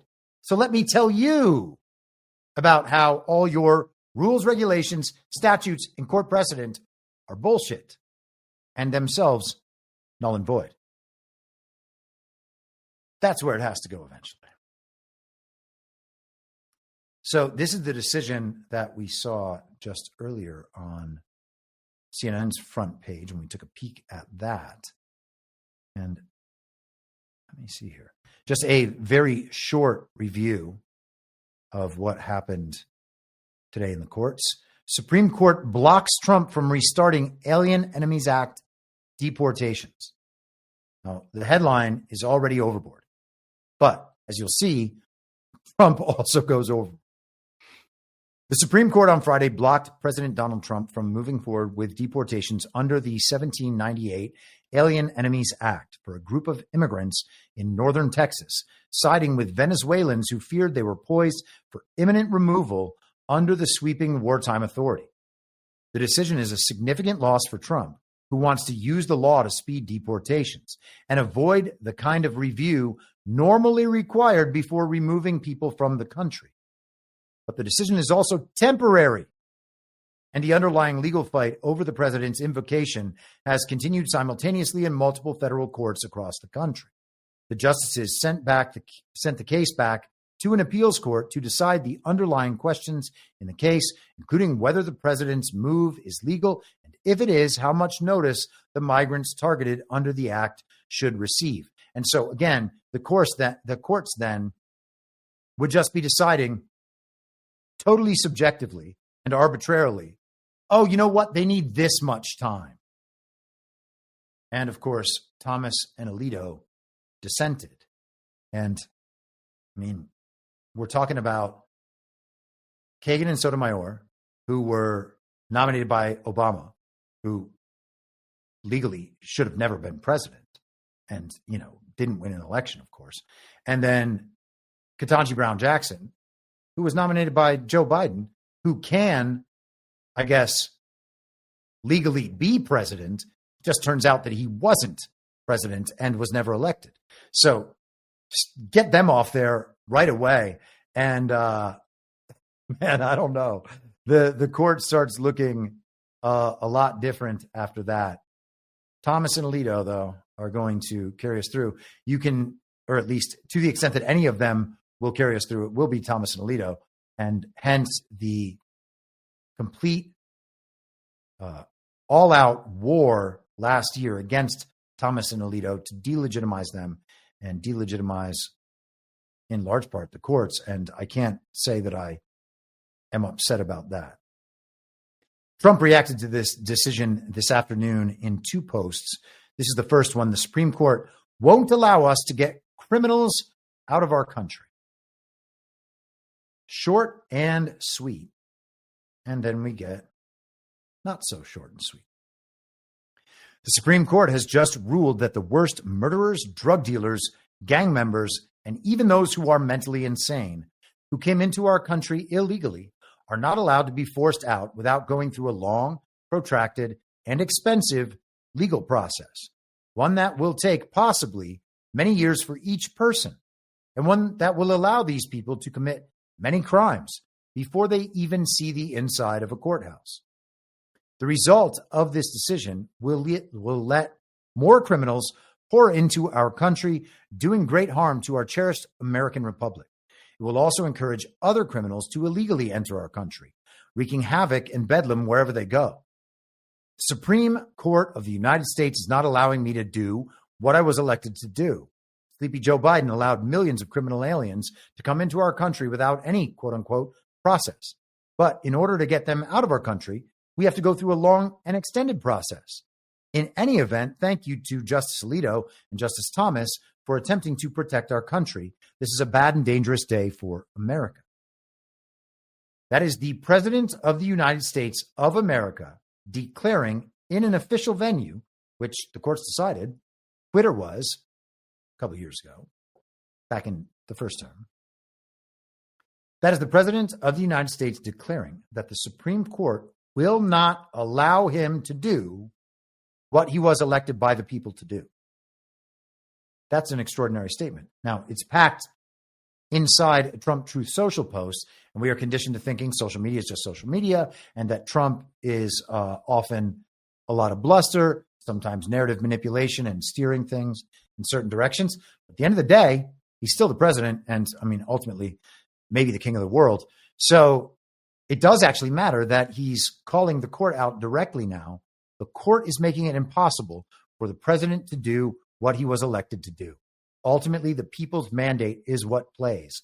And if we need to get to that point, I don't think we will, but if we need to get to that point, that's all that will and can play. And if it doesn't play at that point, then they should admit, at least, that we are not a democracy. And they should admit that they don't care what the people think. because that's really where we are, right? If you don't care what the people think, then you're not a democracy. That's the most obvious thing in the world. And you can tell that they don't care what the people think, because if they cared what the people think, there wouldn't be censorship, there wouldn't be propaganda, there wouldn't be fake elections. It's as simple as can be. Okay, so let's get into, I have to set a note.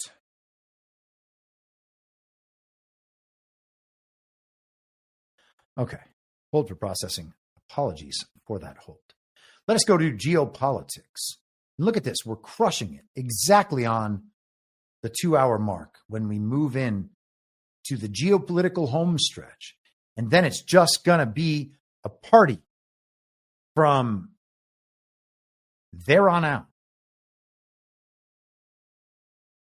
I mean, the party part is once we get to Trump's trip to the Middle East, because, man, if you thought the other day was impressive, and it certainly was, and it may have been the most impressive of these days, but it continued being almost just as impressive for the next 2 days. So we're going to go through some of that in a second. But first, right now, Badlands Media from today, Ukraine and Russia agree to largest prisoner swap in first direct peace talks since the war began. Ukrainian and Russian delegations held their first direct peace talks since the start of the war on Friday in Istanbul, reaching an agreement to carry out what would be the largest prisoner exchange of the conflict. The hour and 40-minute meeting, mediated by Turkey, ended with both sides confirming plans to exchange 1,000 prisoners each. Ukraine's defense minister, Rustem Umerov, and Kremlin aide Vladimir Medinsky, who led their respective delegations, confirmed the deal in separate press briefings following the talks. The discussions focused primarily on Ukraine's call for a ceasefire before broader negotiations could proceed. We agreed that each side would present its vision of a possible future ceasefire and would spell it out in detail, Medinsky said, adding that Russia would review Ukraine's request for a meeting between President Vladimir Putin and the comedic actor from Ukraine, Volodymyr Zelensky. And obviously, it doesn't say that. More details here on the meeting. Senator Marco Rubio, well, that is Secretary of State Marco Rubio, traveled to Istanbul on Friday and met separately with both delegations before Turkey convened the direct negotiations later in the day. Rubio departed the palace venue ahead of the talks to meet with national security officials from the UK, France, and Germany. And I wonder if the idea about Rubio being senator was from the New York Times article, or if somebody just put that in themselves. Thinking of Rubio's former identity. Now, this is one of the funnier elements from the reporting on this negotiation, these talks in Istanbul. The story has been making rounds that Ukrainians were outraged when Russian negotiators said that Ukrainian soldiers must leave the 4 new Russian regions as part of the ceasefire to which the Moscow delegation replied, next time it will be 5. Now, our reporter in Istanbul got to ask the Russian side how it really went down, and they said, we didn't say 5, we said 8. And of course, it is already 5. It is the 4 regions in the Donbass and Crimea, so that's 5. And then you've got Kherson and what is the other one? I'm blanking on that right now. But they already have like 7 in the mix. So maybe 8 is just Kyiv, and then they chop up the rest of the Ukraine, the global regime proxy state, and dish that out to Poland and Belarus and Romania and Moldova, although Moldova is still, I think, regime controlled, so they don't get anything. But we'll see how it's ultimately divided up. Can't imagine there's still going to be the Ukraine at the end of this. And if there is, it's going to be real small. I think we're kind of working toward getting rid of the entire thing. And I can't say that I am sad about that. If the global regime makes up states and then loses those states, how can we be upset about that? Now, I mean, if you're going to take that back too far, then who knows what would happen. But yeah, I mean, in our lifetimes, Ukraine was created in our lifetimes as the global regime proxy state that it is now. And not my lifetime, but within the lifetime of people who are living, Israel was created. And then there are places like, South Sudan and Guyana, and you can keep going. But let's move on from that just slightly. This is Donald Trump on Air Force One. I think it was yesterday, but it might have been today. The post, it's from yesterday. So here we have Trump on Air Force One. Level of the delegation that the Russians sent to Turkey. I don't know anything about it. I'm not disappointed in anything. Who are you from? BBC News.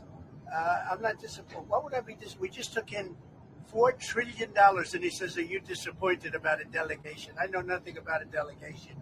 I haven't even checked. Look, nothing's going to happen until Putin and I get together, okay? And obviously he wasn't going to go. He was going to go, but he thought I was going to go. He wasn't going if I wasn't there. And I don't believe anything's going to happen, whether you like it or not, until he and I get together. But we're going to have to get it solved because too many people are dying. Thank you. So nothing's going to happen until Trump and Putin get together. And he was going to go if I went, and I was going to go if he went. And then they both didn't go.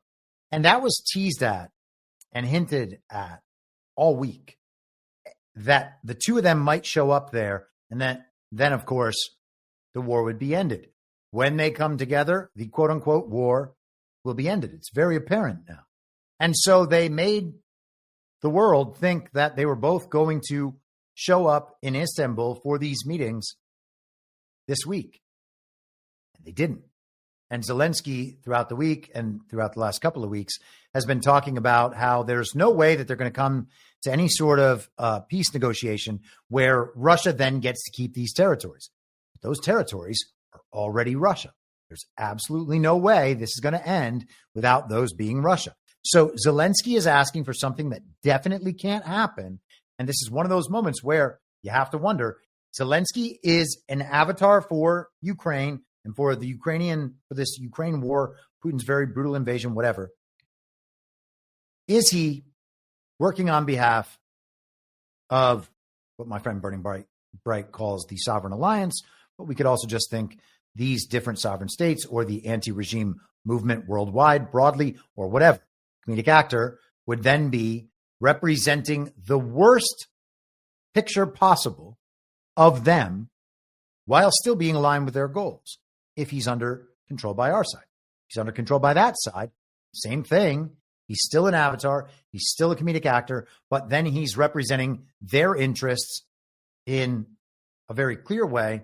And their interests are so untenable that he is making the project look awful as a result. So again, we don't know how the extent of control from our side in that situation, but in either scenario, it's still totally under control because anything they try to do to improve the situation for themselves backfires and improves the situation for our side, right?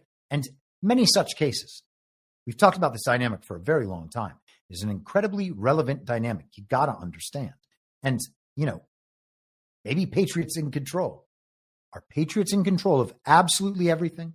Probably not. That would be a very strange world. And if that were true, then there would be a whole lot of moral issues on the other side about how things are going. And these are all interesting conversations for some time in the future, or, at least a future episode. We got a lot to still plow through here. The last bit on Trump and Putin and Ukraine. This is RT from yesterday. Putin-Trump meeting imminent.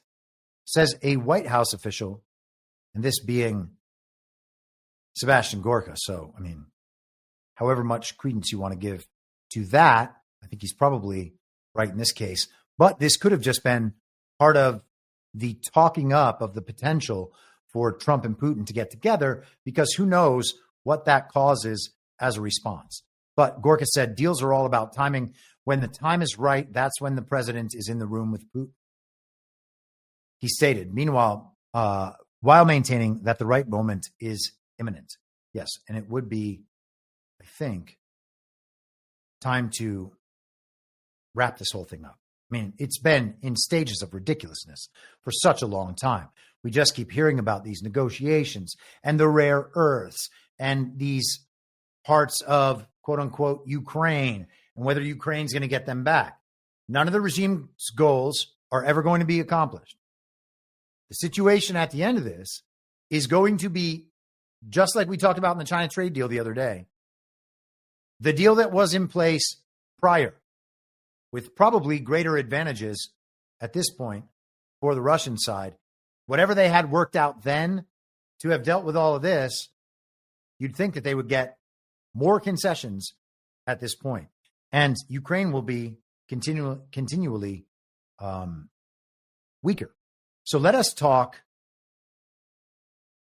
about Poland for a few minutes. And I'm going to actually, before we get into the Trump trip part, I think I'm going to be able to circle this whole thing back around, including this, the color revolutions, Ed Martin, and Cutter. Going to bring it all the way around. I think I'm going to be able to do that. We shall see. And it is with a post that I told myself I was going to grab, but did not grab. It's not going to take me too much time to find it, though, and then we will keep on keeping on. Come on. There we are. All right, so I'm all set for that when I need it. But right now, let us go to this article on Poland, and I thank my good friend CanCon this morning for drawing my attention to this. And this is kind of a hobby horse for me. So I have more interest in this story than he does. He is interested in the populism aspects and the election part of this. I am interested in the fakeness of this government and what they are doing in a narrative sense to affect an outcome potentially of a fake election in Poland. So, New York Times, is there political life after populism? Poland may be the test. Now, if you've been a longtime listener to this show, you will know that last year I spent an extraordinary amount of time covering elections in foreign countries.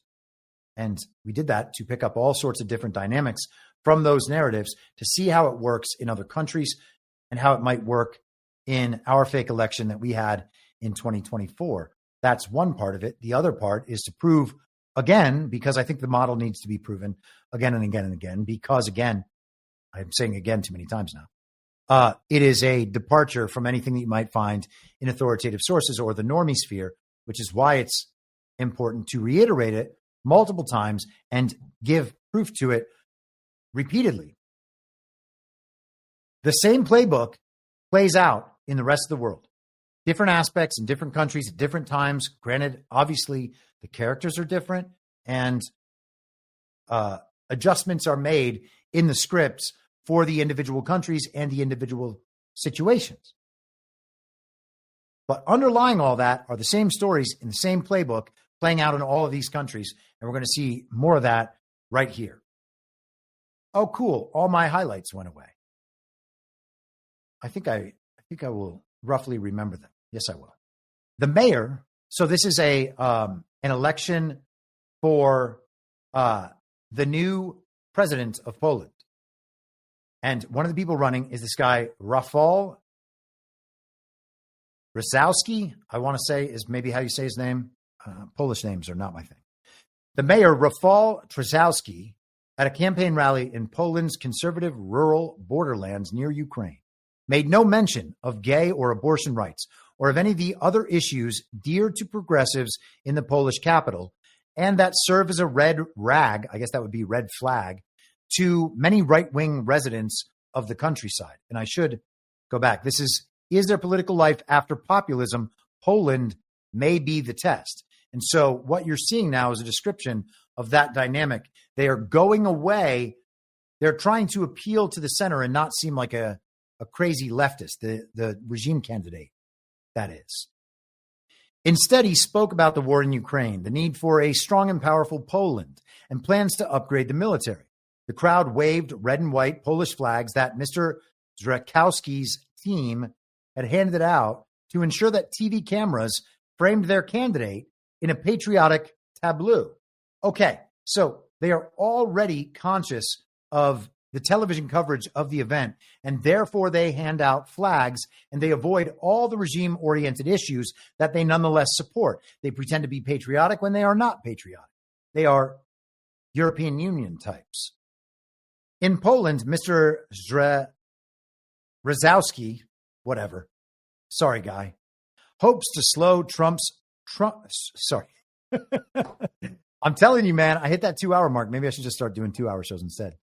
In Poland, Mr. Zdrojkowski's, he hopes to slow Europe's Trump-empowered tide of right-wing populism by wrapping himself in the Polish flag, at least at campaign stops outside Warsaw and liberal cities in the West.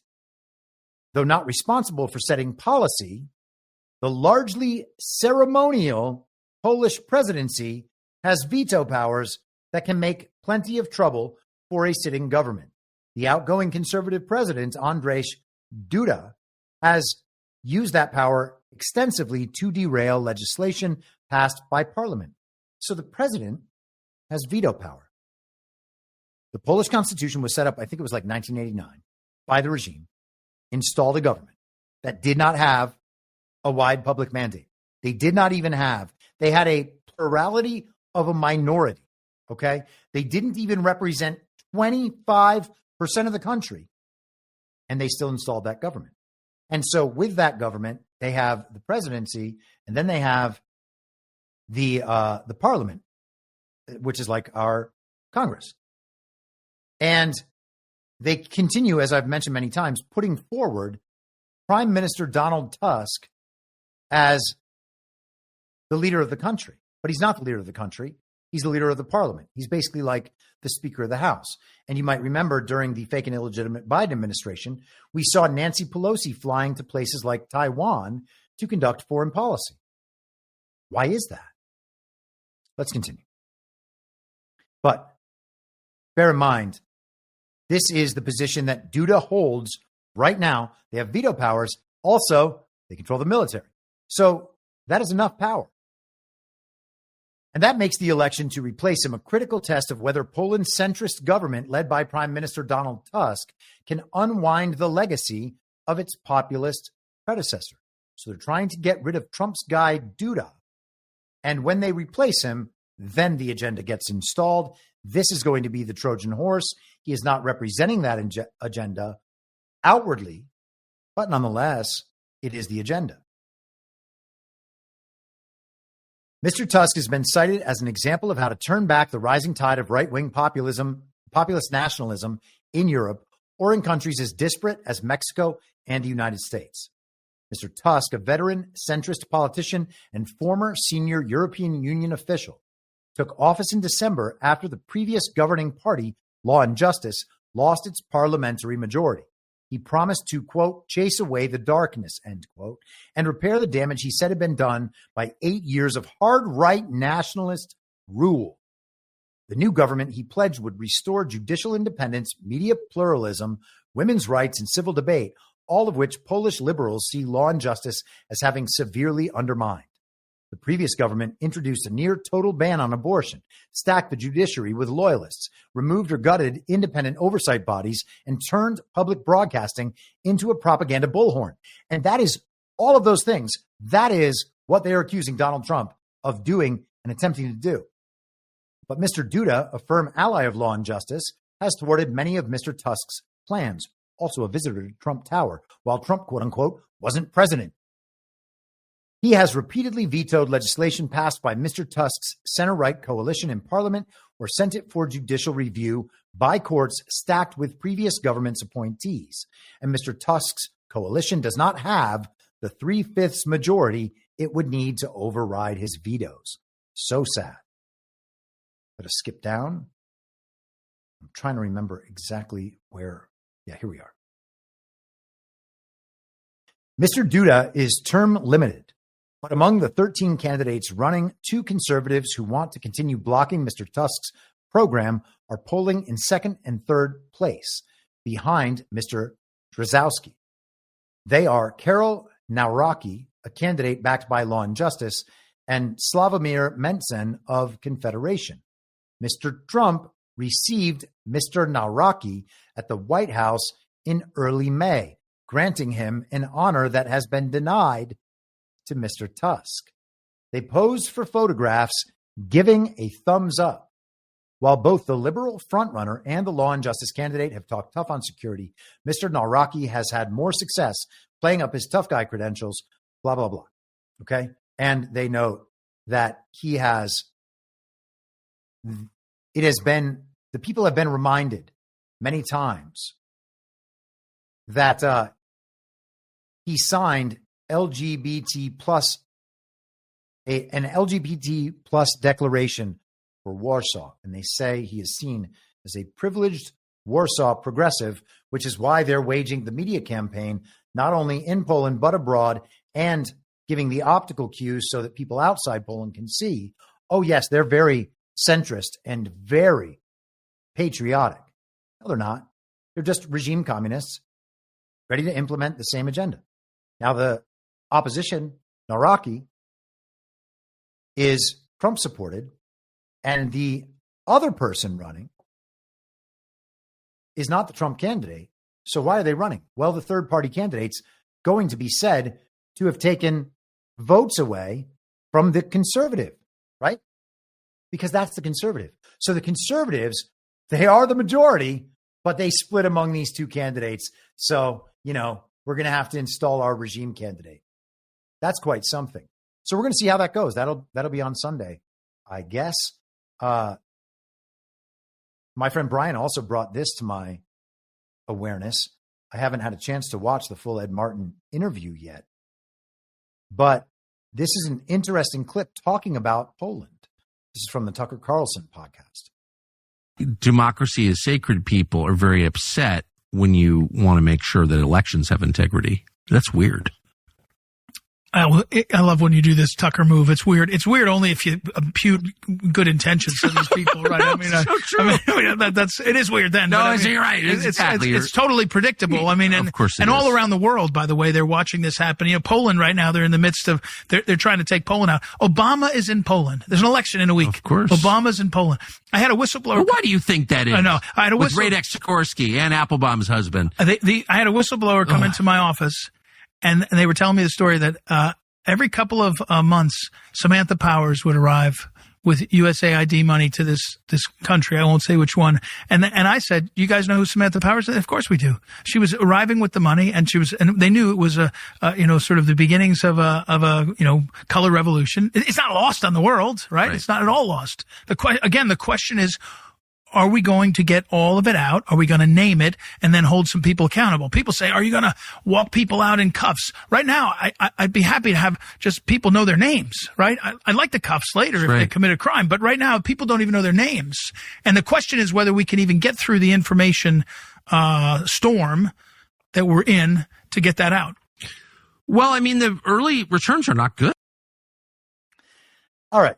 So you can hear that all the elements of the color revolution are in place. Obama, Soros, Samantha Power, which is basically like Victoria Nuland. You can think of those relatively the same. He mentions that Radek Sikorsky is involved. He is a Polish politician, I think European Union as well. We've talked about him before as the husband of Anne Applebaum. And here is a reminder of who Anne Applebaum is. She's a writer for The Atlantic who writes articles like, "This is why dictatorships fail." about Donald Trump. She has been freaking out about Donald Trump. She is a Russia hater of the first order. And you can see now what is going on in Poland. It's going to be really interesting to hear about the results of that election. And I think we are going to, hopefully we'll have some news on that and something interesting to talk about on Monday. This is just quickly so you can understand the sides here. This is from Poland Daily a few months back, early February, at the Munich Security Conference.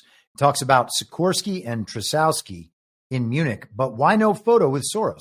Because they met with George Soros. So they took these pictures and published them together. There's the two of them. And then they had a meeting with Alex Soros, and I just figured I would show this. Oh, geez. He has a whole series of these. Oh, they embedded this Instagram. Oh, my gosh. He's got a slideshow in his Instagram. This is Alex Soros meeting with all of the commies at the Munich Security Conference. That's the same conference. Is that Lisa Monaco? Who is that? I think that might be Lisa Monaco. That was the same conference where J.D. Vance really took it to the Europeans and accused them of censorship. J.D. Vance talks tough in Europe. Europe is afraid of J.D. Vance. Yeah, okay. I'm sure that they are quaking in their boots about J.D. saying mean things to them. All right, let us continue.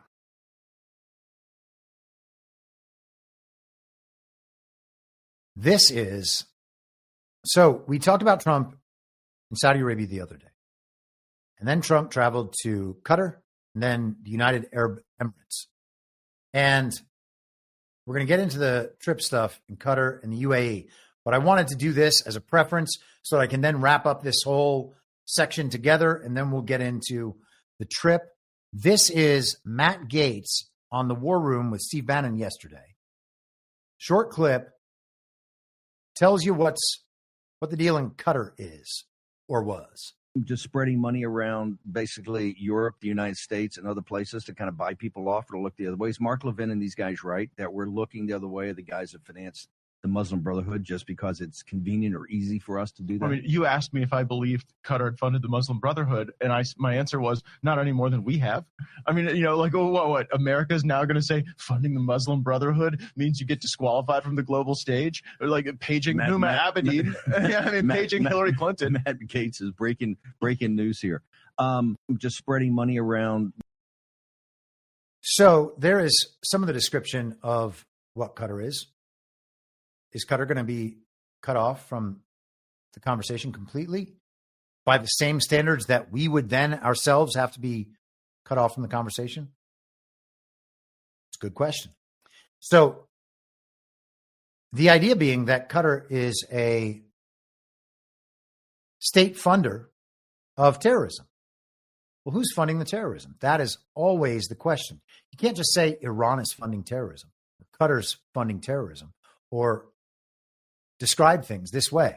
That's not what we do on this show, at least. And I would suspect that many of you have adopted this viewpoint by now, that I've been preaching it for the last 4 or 5 years.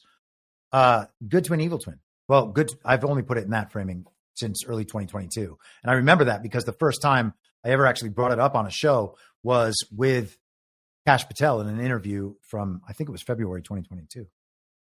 But yeah, good twin, evil twin. Centralization versus decentralization. You have to focus on factions within nations rather than nations by name. So the idea that Qatar was a funder of terrorism is only relevant to the extent that the faction that was funding terrorism is the faction that Trump is talking to. And if it's not, then it doesn't matter. Of course, it's not. So I wrote the other day on Truth Social, and I want to make sure that I have this and I have this little picture that I need before we get into it. And now we're good. Okay. So to Truth Social, this is my post the other day. Qatar, a regime proxy state, is now fully aligned with America, Trump, and the coalition, however informal, of sovereign nationalist leaders leading sovereign nationalist anti-regime states. It should be clear that Trump is not selling arms and making deals with the same faction of Qataris and adjacent interests that the Bushes, Clintons, Obama, nor the fake President Joe Biden were dealing with. This is, again, proof of the necessity of the good twin, evil twin lens and paradigm rather than a constant regime-inculcated focus on the names of countries. Now apply this to who was receiving arms in Ukraine via Trump versus the evil twin regime faction controlling Kyiv, and the whole Ukraine, quote-unquote, war takes on an entirely different meaning, a meaning that is inaccessible when focused on country names rather than actual sides. And we can let the post go there, but because the rest of it addresses the people who are unwilling to look through this lens or just haven't figured out how the world actually operates. And it's not just this country does this to this country. Retarded.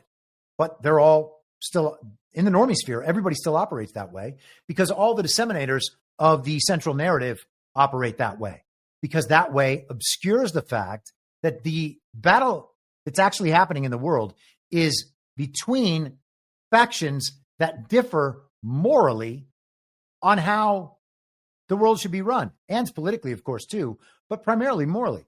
We have a faction of globalists, scientific materialists, atheists, nihilists, Satanists, wanting to create a one world global government that controls absolutely everything, and the people are useless eaters or cattle, or, there are other names for the people that don't matter at all to certain other people.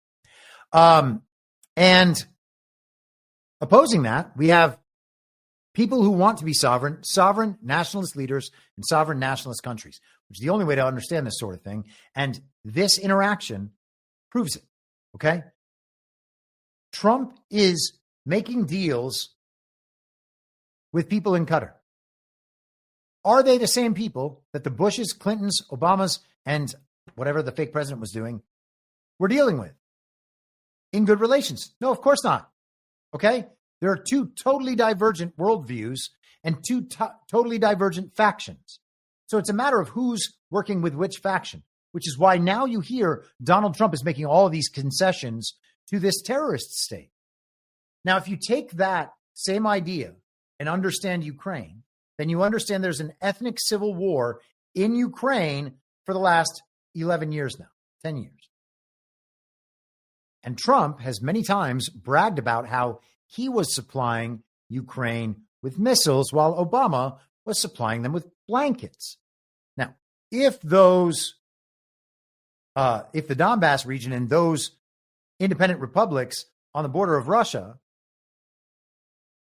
are Ukraine, quote unquote, and he's supplying them weapons, that's an entirely different group of people than would be supplied weapons by the global regime, pursuing an entirely different and oppositional set of goals. Okay. And I've talked about this in the podcast, but probably not in 2.5 or 3 years, because, Trump's bragging about that for a reason, and he's throwing it in their faces for a reason. And to the extent that Ukraine is being armed today, I would posit that it is those same factions that Trump was arming who are being armed for their defense so that Russia doesn't have to do it. And I guess this will come out in the wash in the future, potentially, or it won't. I mean, it's possible that I'm wrong, just to put that out there. I'm not saying that I know this. I cannot prove this to you. But if you think about these dynamics and how they actually work, and the only ways that this could make any sense, and if you understand devolution, and you can disagree with it if you like, but under that framework, what I have just described makes complete and total sense and is totally morally justifiable. Okay. And it seems like with these sorts of deals being made, that is just a much better and maybe the only way to parse any of this. And so I will leave that up to you and how you would like to parse that and whether or not that makes sense to you. And you can let it rattle around in your brain for as long as you like and decide that I am right or decide that I am wrong, and I will back you up on that. It's your call. You believe whatever you want to believe. Now, before we get into the trip, I am going to pause briefly for a word from our friends over at this here free speech platform, Rumble. Still haven't tried 1775 coffee? Now's your shot. The 1775 starter kit just dropped. Only 1,000 units. You're getting the bold dark roast that hits harder than a CNN fact check, the smooth medium roast, and the Vitality mushroom coffee for clean energy and laser focus, no crash. All single origin, small batch, toxin free, and mold free. Plus, you're also getting a gold spoon clip because freedom isn't scooped with plastic, a frother strong enough to stir up your coffee and your mother-in-law's political opinions, and a black 1775 tumbler that says, I don't take life advice or caffeine from a woke sea witch, and I think that they must mean Starbucks. $170 worth of coffee and gear, yours for $99. This is for the ones who've been watching 1775 blow up on Rumble, wondering if it's actually worth it. Spoiler alert, it is. Go to 1775coffee/studio, 1775coffee.com/studio and get your starter kit before they're gone. Bold beans, clean fuel, and a morning routine that stands for something, just like Rumble does. Start your day with coffee that actually backs what you believe. Alrighty then. We've done it, everybody. We've done it. We got through it. Okay. Let us keep going. This is how Axios presented Trump's trip yesterday. And this is, I'm going a bit out of chronological order, so forgive me on that. But I thought this would be an interesting framing. Biden officials awed by Trump's rule-breaking Middle East moves. He's breaking the rules? Well, whose rules? Donald Trump is the plenary authority on American foreign policy. It's not possible for Donald Trump to break the rules because Donald Trump makes the rules. Is he violating the Constitution? No. Just how things are done. President Trump's recent series of audacious foreign policy moves have astounded even some of his harshest critics. Just in the Middle East, and just in the past week, Trump has met with a leader the U.S. officially considers a terrorist, announced he'll lift all sanctions on Syria, and cut a truce with the Houthis, plus a hostage deal with Hamas, both of which excluded Israel. Biden administration veterans who spoke with Axios raised questions about Trump's motivations, but grudgingly saluted his boldness. Gosh, I wish I could work for an administration that could move that quickly, one admitted. He does all this, and it's kind of silence. It's met with a shrug, says Ned Price, a former official under Biden. He has the ability to do things politically that previous presidents did not because he has completely unquestioned authority over the Republican caucus. No, Ned, that's not the reason. Though it may be in some sense true, the Republican caucus doesn't matter because the people's mandate is for Donald Trump. It's not for Republicans. People don't care. Most MAGA supporters, especially ones who are awakened, don't give two shits about Republicans anymore. Okay? It's fine. If we want to keep using the Republican Party as a vehicle, fine. You can go through and find historical instances where the Republican Party was good or stands for the proper principles or whatever it is. Okay? So fine. But no one cares about the congressmen and senators if they are opposing Donald Trump. So they have no ability to oppose Donald Trump. Therefore, his power cannot be derived from their going along with him. Doesn't even make sense. But he's not going to admit what the real power is. The real power is that Donald Trump has real power. Okay? And the American military is behind him. And these other powerful nations are operating in league with him, or at least not operating in opposition to him. You can see the deals being formed. That's what all these optics are about. You can see him presented over and over as king of the world. You can see him presented to the most powerful countries in the Middle East and the wealthiest countries in the world as king of the world, and they treat him as king of the world. That's where his power comes from. Not from his control over the Republican caucus, you moron. Or more aptly, you liar. It's hard not to be simultaneously terrified at the thought of the damage he can cause with such power, and awed by his willingness to brazenly shatter so many harmful taboos. So he is turning everything upside down on them. On issue after issue, Trump is taking steps no recent president would have even considered. He abandoned the unified Western position to back Ukraine as long as it takes by negotiating directly with Putin and declaring that Kyiv will never get Crimea back and must cut a deal now. He inserted himself directly in the recent Kashmir crisis, something past administrations have avoided so as not to antagonize India. But Trump's not antagonizing India because Modi's his friend. And the regime is what creates kinetic conflict and terrorist incidents. So if you understand the proper dynamic, then there's no risk whatsoever for Trump doing this. He endorsed direct talks with Iran and shrugged off hawks at home and abroad who tied the Obama and Biden administration in knots. It helps that many of them, like Israel's Benjamin Netanyahu, are loath to cross Trump. Oh, so it's his power definitely does not just come from the Republican caucus. On Syria, Trump's own State Department has espoused a policy similar to the Biden administration's before it. Sanctions relief might be possible if militant-turned-statesman Ahmed al-Shara's government met a number of criteria, such as suppressing extremist groups. That meant that somewhat perversely, the new administration was being strangled by sanctions imposed on the dictator they toppled. But it was also just the way these things work until Trump decided it wasn't.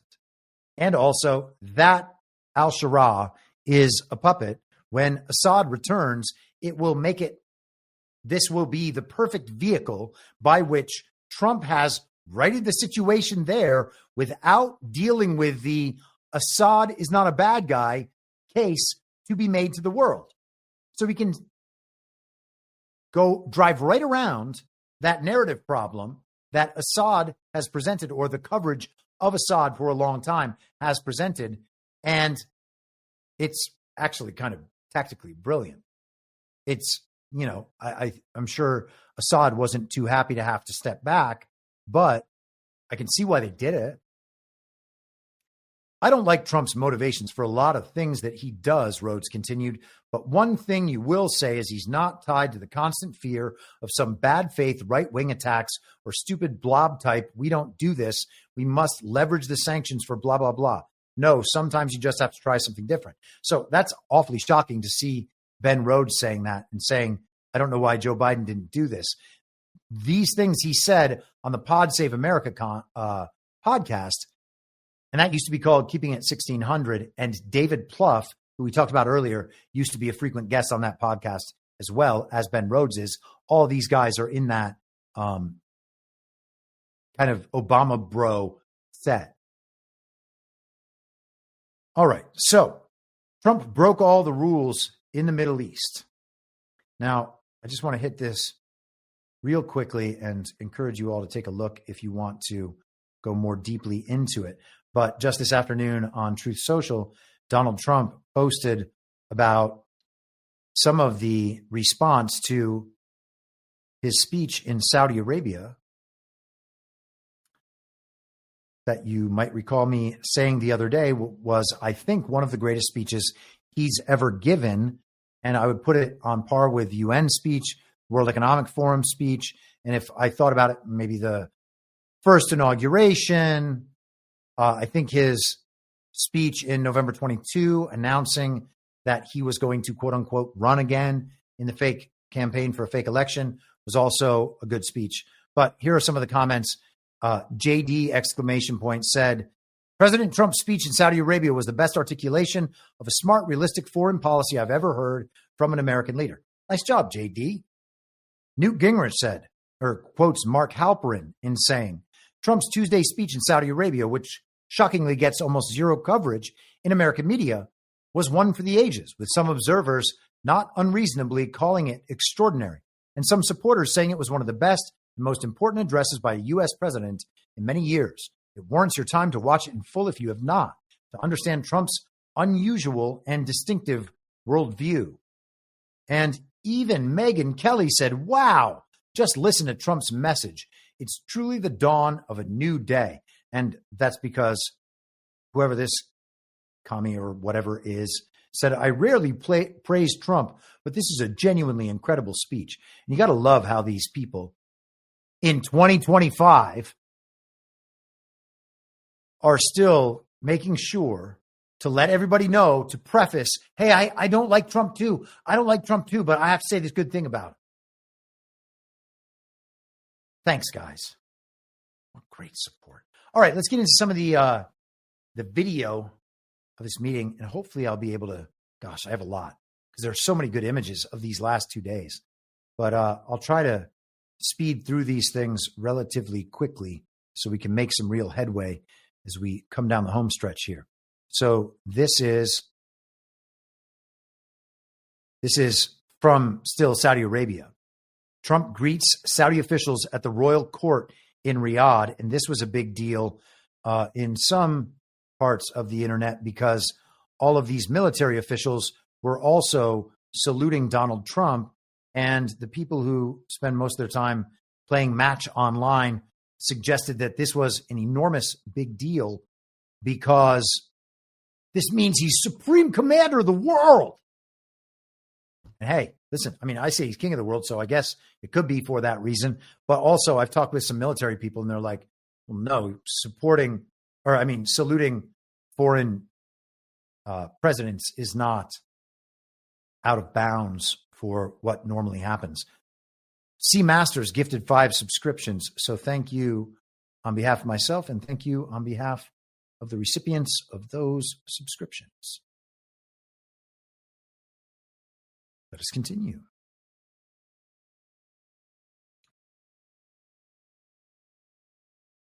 Now, we mentioned just a second ago in that Axios article that Trump met with the quote-unquote Syrian president, al-Shara, the character who was formerly ISIS and then also, or not ISIS, Al-Qaeda. I always say that wrong. So it's Al-Qaeda, former Al-Qaeda terrorist who is also woke. You remember that story from when they installed this guy? Trump meets Syrian president, urges him to establish ties with Israel. This is Reuters the other day. So that alone is interesting. There's Trump meeting this character, kind of the Volodymyr Zelensky of Syria or whatever. And I don't want to spend time lingering on that. But this I found particularly interesting in light of Trump saying that he's going to ease those sanctions, which will bring them back into the world economy and the non-regime economy, more importantly, perhaps. Unusual whales on X, formerly Twitter. The World Bank confirms that Saudi Arabia and Qatar have paid off Syria's outstanding debt. That's pretty amazing. So I guess Trump was in some sense involved with that negotiation as well. I mean, it's all just part of the same whole. So their debts to the regime have been erased, and now Syria is going to be welcomed back as a normal country, and perhaps even normalizing relations with Israel, an Abraham Accord for Syria. That's incredible. Let's keep going. I thought I had one more thing on the Abraham Accords. No, just Trump's encouragement of the normalization. Okay, let's go to his landing in Qatar. He had another fighter escort.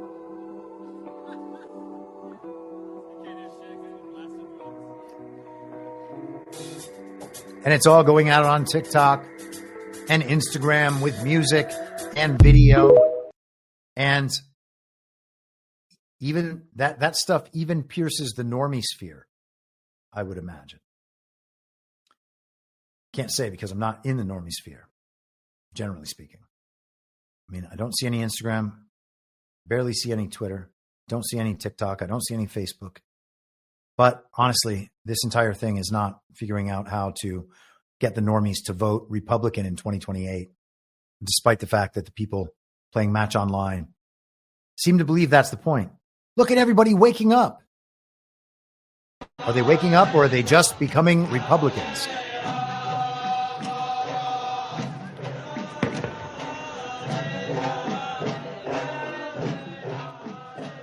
I mean, this is quite a greeting.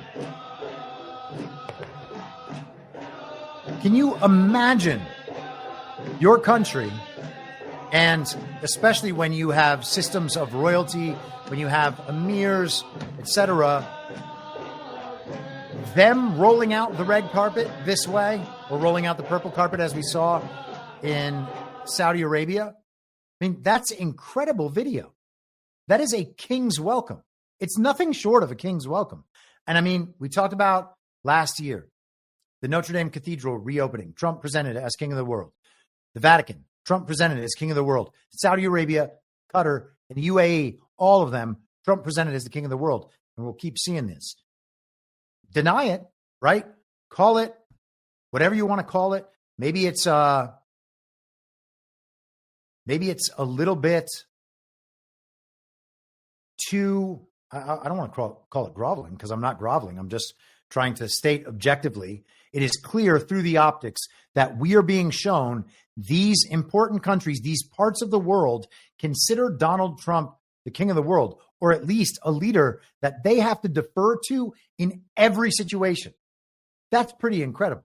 And even if you want to say that, fine, he's on equal ground with these leaders, these are the leaders who have actual power in the world. We're talking about Trump, and we're talking about Putin, and we're talking about Putin, we're talking about Xi, and we'll see whom else as we go along. But you've got MBS, you got Mohammed bin Zayed, and I mean, this is what it's all about. Then he's going to normalize relations with Iran, some of these other countries. If Saudi normalizes with Israel, I mean, we're talking a two-state solution potentially. It's got to happen. These countries all recognize Palestine as a state already. So you can't just wipe Palestine out. And you have to assume if there's going to be any sort of negotiation and compromise, that's going to leave a state of Israel as well. And so maybe Palestine takes the Sinai Peninsula and has their land there or something. Who knows what it's going to be? But you can imagine that these things have already been negotiated long ago in 2020 or earlier, agreed to by all these parties, and now they're being implemented and put in place despite political and potentially kinetic and other pushback from the global regime and regime elements in Israel and elsewhere. Okay? But you can see the image emerging. And we've talked about this image emerging now for 2.5, 3 years when it comes to these issues. Again, deny it if you like. Wait for the television to tell you if you want, oh, that thing's finally happened now. Or just live in the future where this stuff is already done. Because it is already done. And we've been talking about it since the paragliding go-kart incident, if not earlier with some of these other countries. All right, let's continue. Where are we here? Trump red carpet. This one's funny. This clip is called Nice House.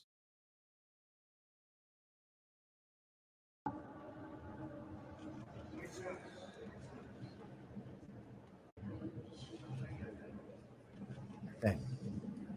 I suppose it just made it harder for you to look at that thing. But the entire time I was thinking about all this is like, all I could think was, we actually don't have any way that we could show off America to a foreign leader like this and no one who would do it. Until now. Because Trump says he's fixing Washington, D.C., and he's going to make it beautiful so that when foreign leaders come, they can see a beautiful city. This is the example. Look what Trump is being treated to in these other countries. This is Qatar at night.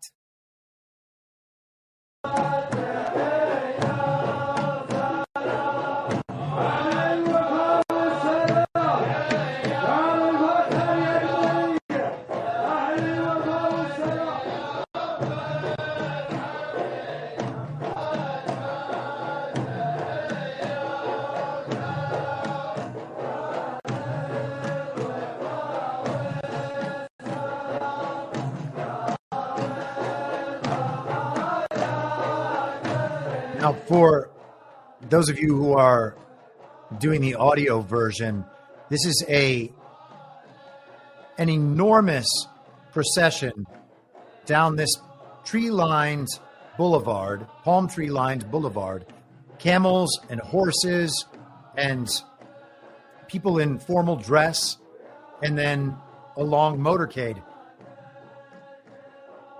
Gosh, the dances, the music, the ceremony, all of it. It's really quite a display. So we talked about the sword dance from 2017 when Trump was on that tour of the Middle East. Here is Qatar's version.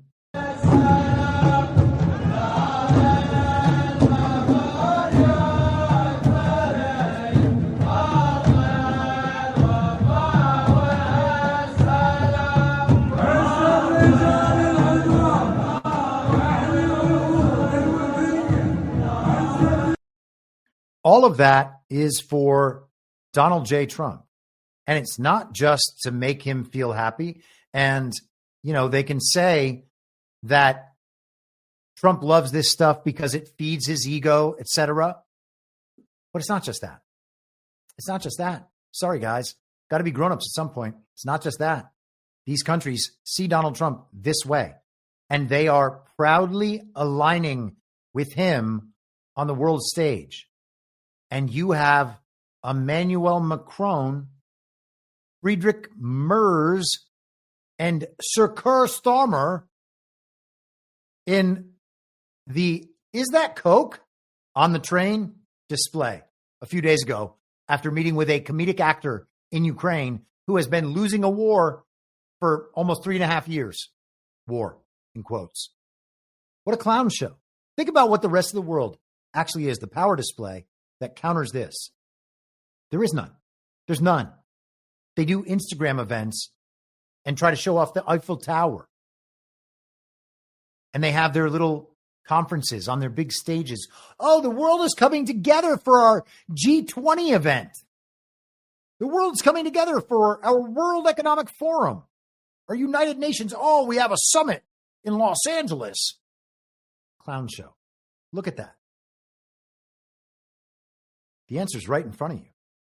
You don't even need to know anything about geopolitics. And again, that's part of the point of the comms op within the information war. I actually forgot to mention this about that Ed Martin clip with Tucker. The last part of that clip, he talks about how they need to win the information. He called it storm. They need to be successful in the information storm because the system can't provide the proper results, and certainly not on a proper timeline. Therefore, the information war must be won. And so now they're taking the gloves off and actually trying to win that war rather than saying, oh, we can't talk about that because that's the result or that's involved in some investigation like 10 years from now. Yes, you can. It's a government of, by, and for the people, right? If that's what it is, then the people actually should be able to know everything the government knows so that they can weigh in on all those decisions. So, of course, we should be able to know. And that's also how you win the information war. Okay. Let us continue to this brief breakdown of the deal in Qatar. Trump's $1.2 trillion Qatar deal.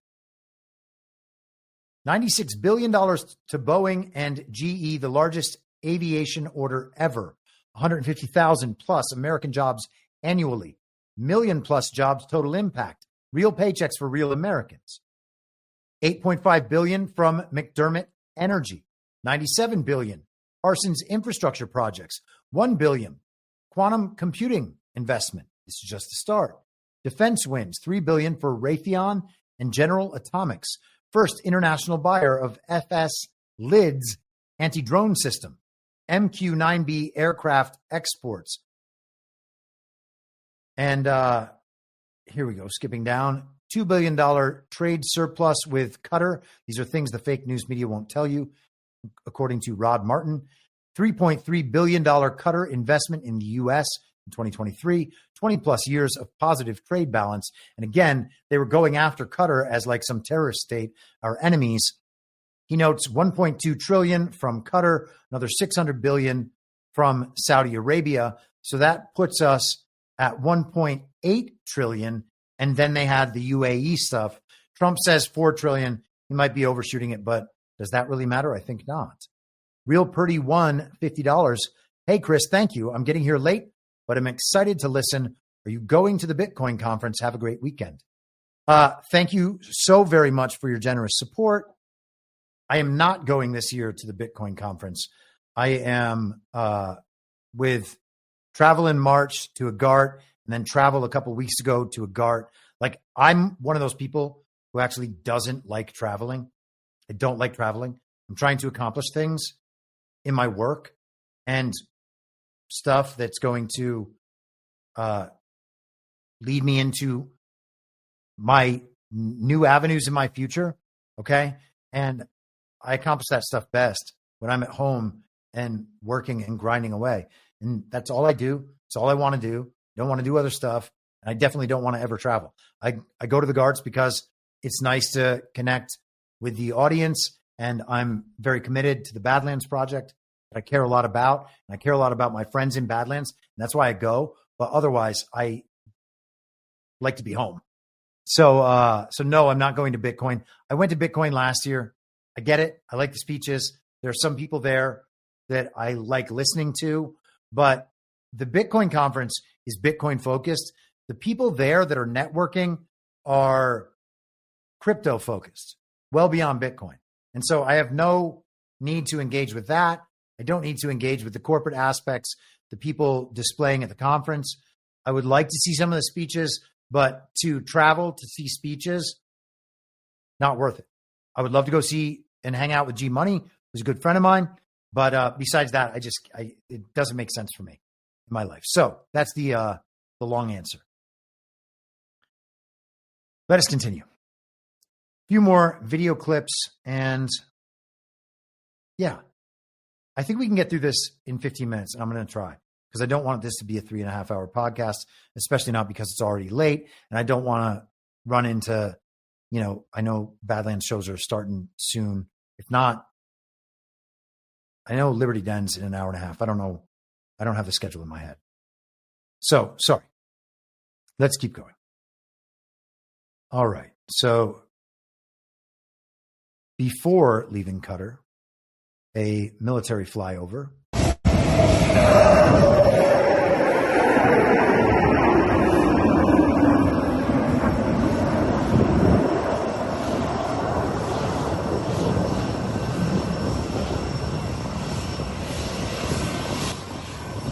So just another aspect of the display for Trump.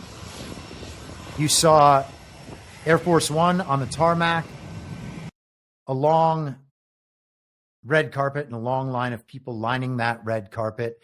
And then, I don't know, a dozen or so military jets flying over the runway, ostensibly to be the protectors of the plane of the dignitary, in this case, the king of the world, Donald Trump.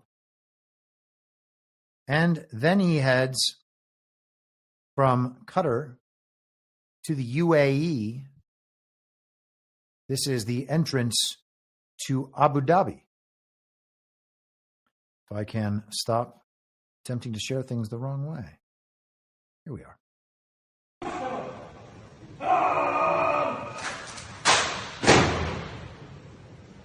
Now, you might be thinking, was that Oscar the Grouch? I don't think that it was, but this is quite a display from the military and beyond. This is what Trump walks into.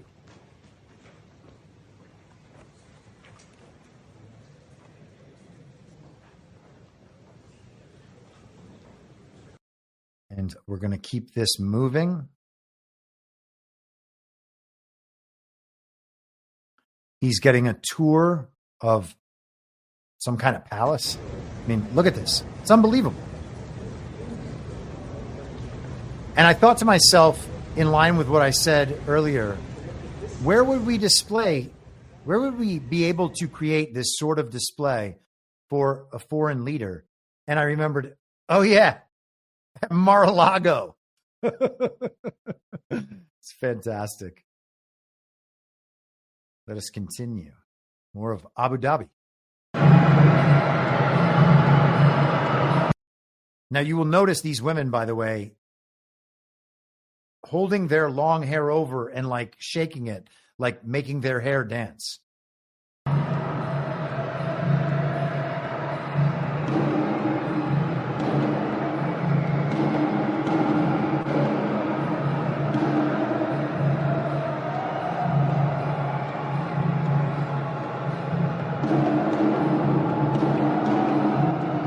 And so I'll leave that on the screen and read this post on X, formerly Twitter, from an account called 589 Bull.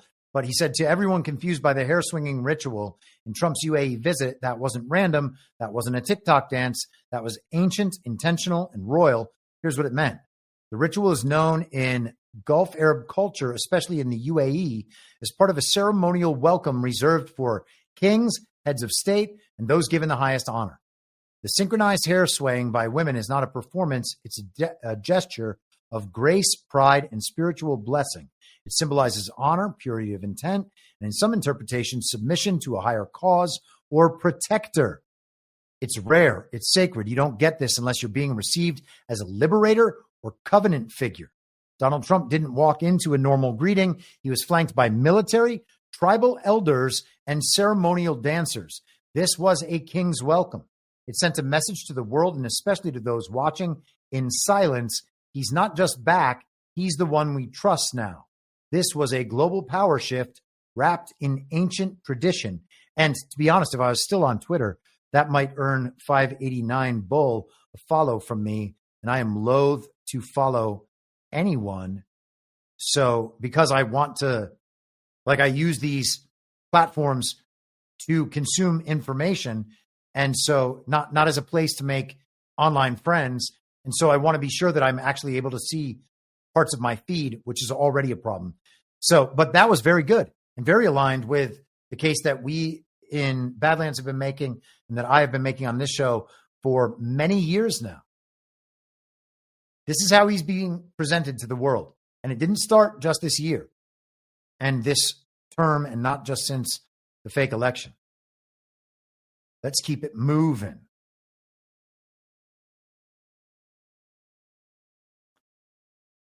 This post is from Hassan Sajwani, who is, I guess, some kind of journalist in the UAE on X, formerly Twitter. Breaking: President His Highness Sheikh Mohammed bestows U.S. President Donald J. Trump with the Order of Zayed, the UAE's highest civilian honor.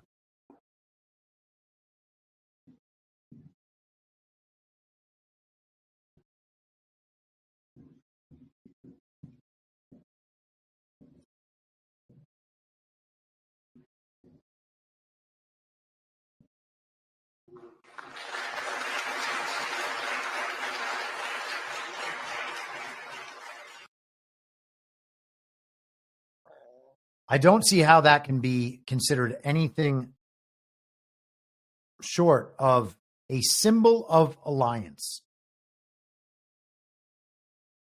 Imagine having to watch all of this as a member of the global regime.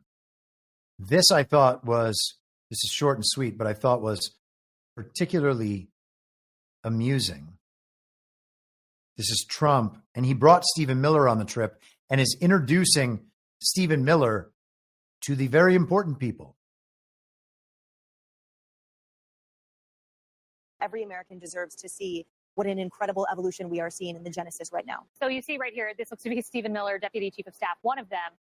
They're speaking to the UAE prince. It's quite funny. I believe it was the Saudi prince. This is a little color for you. There was some reporting that he was introduced to Deputy Chief of Staff James Blair, Deputy Chief of Staff Stephen Miller, and the next Deputy Chief of Staff. And he said, how many Deputy Chief of Staff do you have? So every American. So that's Trump there with Stephen Miller. And I actually forgot I should read that caption. Although, you know what? He might have just been joking. I'm gonna save that. And I'll maybe follow up on that this weekend. I want to be sure that I'm not misreading that post as an actual quote from Trump rather than that guy making up something that Trump said. This is the Burj Khalifa, the tallest building in the world. And you can watch it be lit up, all white, and then American flag.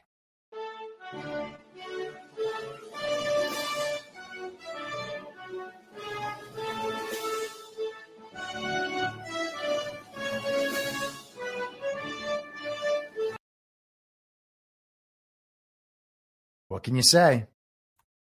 We're almost there. A segment from Trump's speech the other day. If I can only just find this. It is not saved. Now I'm really making myself quite angry. Here it is.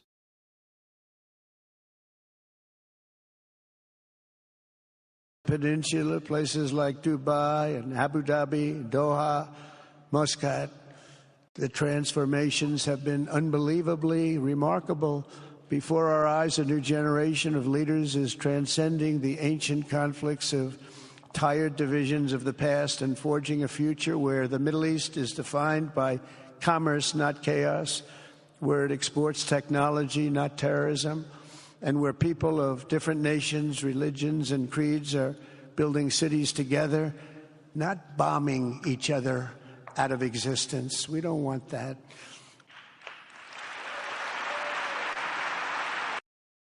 I think that is right in line with his speech the other day about the nation builders. He's saying these nations are transcending ancient conflicts. The compromises have been made. That is what brings the coalition together, is that finally these conflicts can go away because the global regime will have receded from those areas and their power has receded. Now, you can take that in a number of ways. Is the global regime going to be gone forever? Definitely not. I mean, it'll pop up. It'll try to increase in force and power and relevance, perhaps. Or maybe we're being dog walked into something just as bad, and this is all just the Great Reset. But it doesn't seem to be that way. And these countries, putting aside these ancient tribal conflicts and the rest of it, is awfully impressive. Now, as far as the title of today's episode goes, it is from this quote by Donald Trump. And I think that this is still when he was teasing the potential for a meeting in Istanbul between himself and Vladimir Putin. It's a massive project, and it's going to be brought through the United States largely, and it's an honor to be here. And the last 4 days have been really amazing. I think they've been amazing. But it shows you where our country can go. And I want to thank all of my team, Howard, Scott, everybody. They've done an amazing job. So we'll be leaving tomorrow, as you know, almost destination unknown. Because we're getting close. Could you be here? Could you be there? But probably going back to Washington, D.C. tomorrow. Some of you are going to be traveling with us. And I'm going to sign the guest book now, and we appreciate it. You've treated us, the media's treated us very fairly. Maybe because you're with me, I don't know, but they treated us very fairly. It's been an amazing trip. I don't think there's ever been anything like it. And it's a great honor to be with you tonight. It's my honor. Thank you.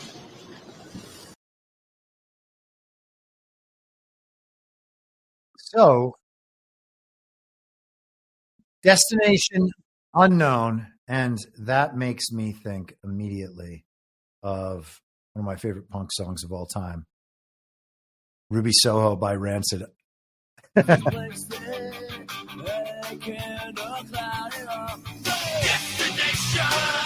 Yeah. And I'll leave it there because I know not everybody's a fan of the punk, especially in the ska era there, which I guess you could call kind of an influence there in Rancid's music. But Destination Unknown, Ruby Soho. Let us go to Howard Lutnick. We are winding this thing down. We are so close to being there. Actually, you know what? This is so good, but it's a few minutes long. So, all right. I think it's worth it. It'll be on the episode, and let's do it. Howard Lutnick explains to Sean Hannity how important this Trump trip to the Middle East actually is. And hat tip to my friend, the storm has arrived. who adds, the golden age is upon us. Great to be here. Great to see you. Okay. Brilliant businessman in your own right. I say to people all the time, I was really nervous that so many semiconductors were coming from outside the country. I'm worried about rare earth minerals outside the country, pharmaceuticals manufactured outside the country, and artificial intelligence. Please explain it in your own words, because this is so pivotal to our economy moving forward. Okay, so these are the best chips in the world. A chip is $40,000, and it's the size of your iPhone. So this is not a little thing. It goes into a supercomputer that's the size of Shaq.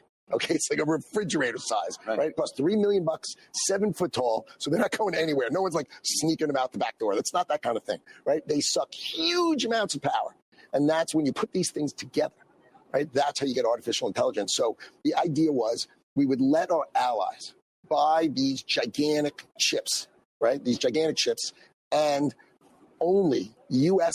hyperscalers, Google, Microsoft, XAI, those are the kind of companies that can operate them, right? And only American cloud connects to it. So this is like an American export. Think of it like high-tech Boeing, right? Our semiconductors, our operators, our cloud in the UAE, and the UAE said, I'm going to invest $250 billion here, and I will build it in America. I'll do the same darn thing, $250 billion in America. So think about that. That is $500 billion for the good guys. Okay, so there are people afraid of AI. They think that it will replace a lot of jobs, for example. You know, Elon Musk, a friend of yours, said that in 5 years, the best surgeons will be robotic. In other words, they will surpass the ability of a human surgeon, and then talking about medical cancer detection, all this stuff. A lot of people are not really up to speed. This is so critical for every economy, but then some people are afraid. Explain. So if you think about it, there are factories in China with 1 million people working, because that's what their power is. They've got that human capital. In America, we don't have that human capital. We've got something different. So what we're going to do is we're going to build these automated factories, the high-tech factories of the future, and our people are going to work at the high-tech factories. Now, a $20 billion factory may only employ 3,000 or 4,000, but that means starting salary, $75,000. And this is for a technician. Right? So think about it. These AI things, they suck water, and they need water, right? And so they need a plumber, but not a plumber. They need like a HVAC specialist that starts at $100,000. These are great jobs. And if you think of what President Trump has said, $10 trillion in investment, we're going to need 5 million of those jobs. So we've got to train people for the AI revolution that's coming. It's going to give us, Americans, are going to have the best jobs. It's going to be our foundation. It's the new industrial revolution, and it's driven by Donald Trump, and it's going to be amazing jobs for Americans. Now, there's going to be there's sort of going to be another impact, a ripple effect in this. It needs so much energy. I heard it explained earlier today. You were in a meeting. I happened to sit in to learn and report on that meeting. The amount of energy that is going to be needed to power all of this is way beyond our wildest imagination. What does that mean? High-paying career jobs, energy. That means energy. We still use the same amount of coal, gas, and oil that we did, 100 years ago. We'll be using it 100 years from now. We have more energy than anyone else, right? That benefits Americans. So, drill, baby, drill. That's one side. Mine, baby, mine. Refine, baby, refine. Right? We've got to create energy. It's going to be nuclear energy. You know how much the president doesn't like windmills, right? Because it's intermittent. Loves windmills. It's just not windy all the time. You can't operate on that kind of stuff. And look what happened to Spain and Portugal, right? They went black because they started going on stuff that you can't rely upon. Coal you can rely upon. Big, beautiful coal, right? Nuclear, right? These are the driving forces. Natural gas, amazing natural gas. We've got oil, natural gas, more energy coal, than any other country. And nuclear. We've got to go huge. All right. So we will leave Lutnick there, but just singing the praises of all these deals that are being worked out. This is bringing the country into the golden age and doing it with all of these alignments around the world. Now I just realized, man, I downloaded this graphic earlier because it's really important to understand these alignments. Again, when we're talking about, are we being dog walked into the worst dystopia imaginable? And are we just being hoodwinked by the regime with Donald Trump as its like vehicle for our hoodwinking? I really don't think so. I'm just going to post this real quick. You can find this graphic by searching Qatar, probably, I think, in the information stream on Telegram. I posted this the other day, and I posted it on Truth Social. I had ChatGPT break down for me the factions in Qatar with the Bushes, Clintons, Obamas, Bidens, et cetera, and then Trump. And you can look at the political leanings of the factions and the rest of it. And you can see quite clearly that Trump is operating with different people. So I forgot to mention that earlier, but I did want to highlight that. And then one quick thing before we go to X, formerly Twitter. This is Barack Ravid. President Trump confirmed a few minutes ago in a gaggle with reporters on Air Force One that the U.S. gave Iran a proposal for a nuclear deal. They have a proposal, and now they have to move quickly or something bad is going to happen, Trump said. So, hard to imagine a trip that was more successful than that one, both optically and politically and financially as well, I guess. He's getting it done. Whatever complaints the media is going to try to put out about what Trump is doing, all the stories about how he's overstepping his constitutional authority and the rest of it, all of that. I don't use this word really, but it feels appropriate here. It's hogwash. It's nonsense, all of this. Look at what you're seeing. Unless all that's fake, and it doesn't seem to be fake, he is exactly what we have billed him to be. And you can see him being treated that way by the most powerful people in the world. Okay? The TV's not going to say it, but you can see it with your own eyes. It's not a different way than that. It's that way. And that is the basis for why we've been doing this for the last 5 years with this understanding. This is the situation. This is the world they're bringing into being. This is the multipolar, the fragmentation, the decentralization that I've been talking about with Good Twin, Evil Twin for well over 3 years. This is it. You can see it. And I think all of you are on board and understand that, which means once you've understood it, then you can guide your life by it, understanding that this is the world that's emerging. And beyond that, just celebrate. Okay? Checking the chats quickly. Theory Conspiracy on X, $20. Great show, Chris. Thank you very much for your Rumble rant. His name says on X. Much appreciated. Thank you very much for that. Substack and YouTube, seems like people are hanging out there still and happy over there. Many nice things said. So I thank you very much. I've read your comments. I don't always have time to reply individually, especially if they're not germane to the topic. And I'm just not going to read compliments to me all day. But thank you very much for them. I see them. I notice them. I appreciate them. And with that, I will be back on Monday at the same reasonable time on the same reasonable podcast network. I don't have a network. Masks and lockdowns don't work. They lied to you about a pandemic. And Joe Biden will never be president. Well, what? You know who I am, don't you? Well, you ain't Fiona Apple, and if you ain't Fiona Apple, I don't give a rat's ass. What's wrong with being an angry prophet denouncing the hypocrisies of our times? What do you think, Max? Do you want to be an angry prophet denouncing the hypocrisies of our times? Yeah, I think I'd like to be an angry prophet denouncing the hypocrisies of our times. It's not true. It's more true than I would perhaps prefer. Can we stop this cruel game and allow the boy to keep one shred of dignity? For God's sakes! I can't stand to see him in all this pain! You vicious bastards! Let him move in with you! Is it so bad to see somebody happy? So just let him move in! For the love of God, let the boy move in with you! Good Lord! And I will not let you down. We do a little trolling. It's called We Do a Little Trolling. What? In my mind, that's the end game.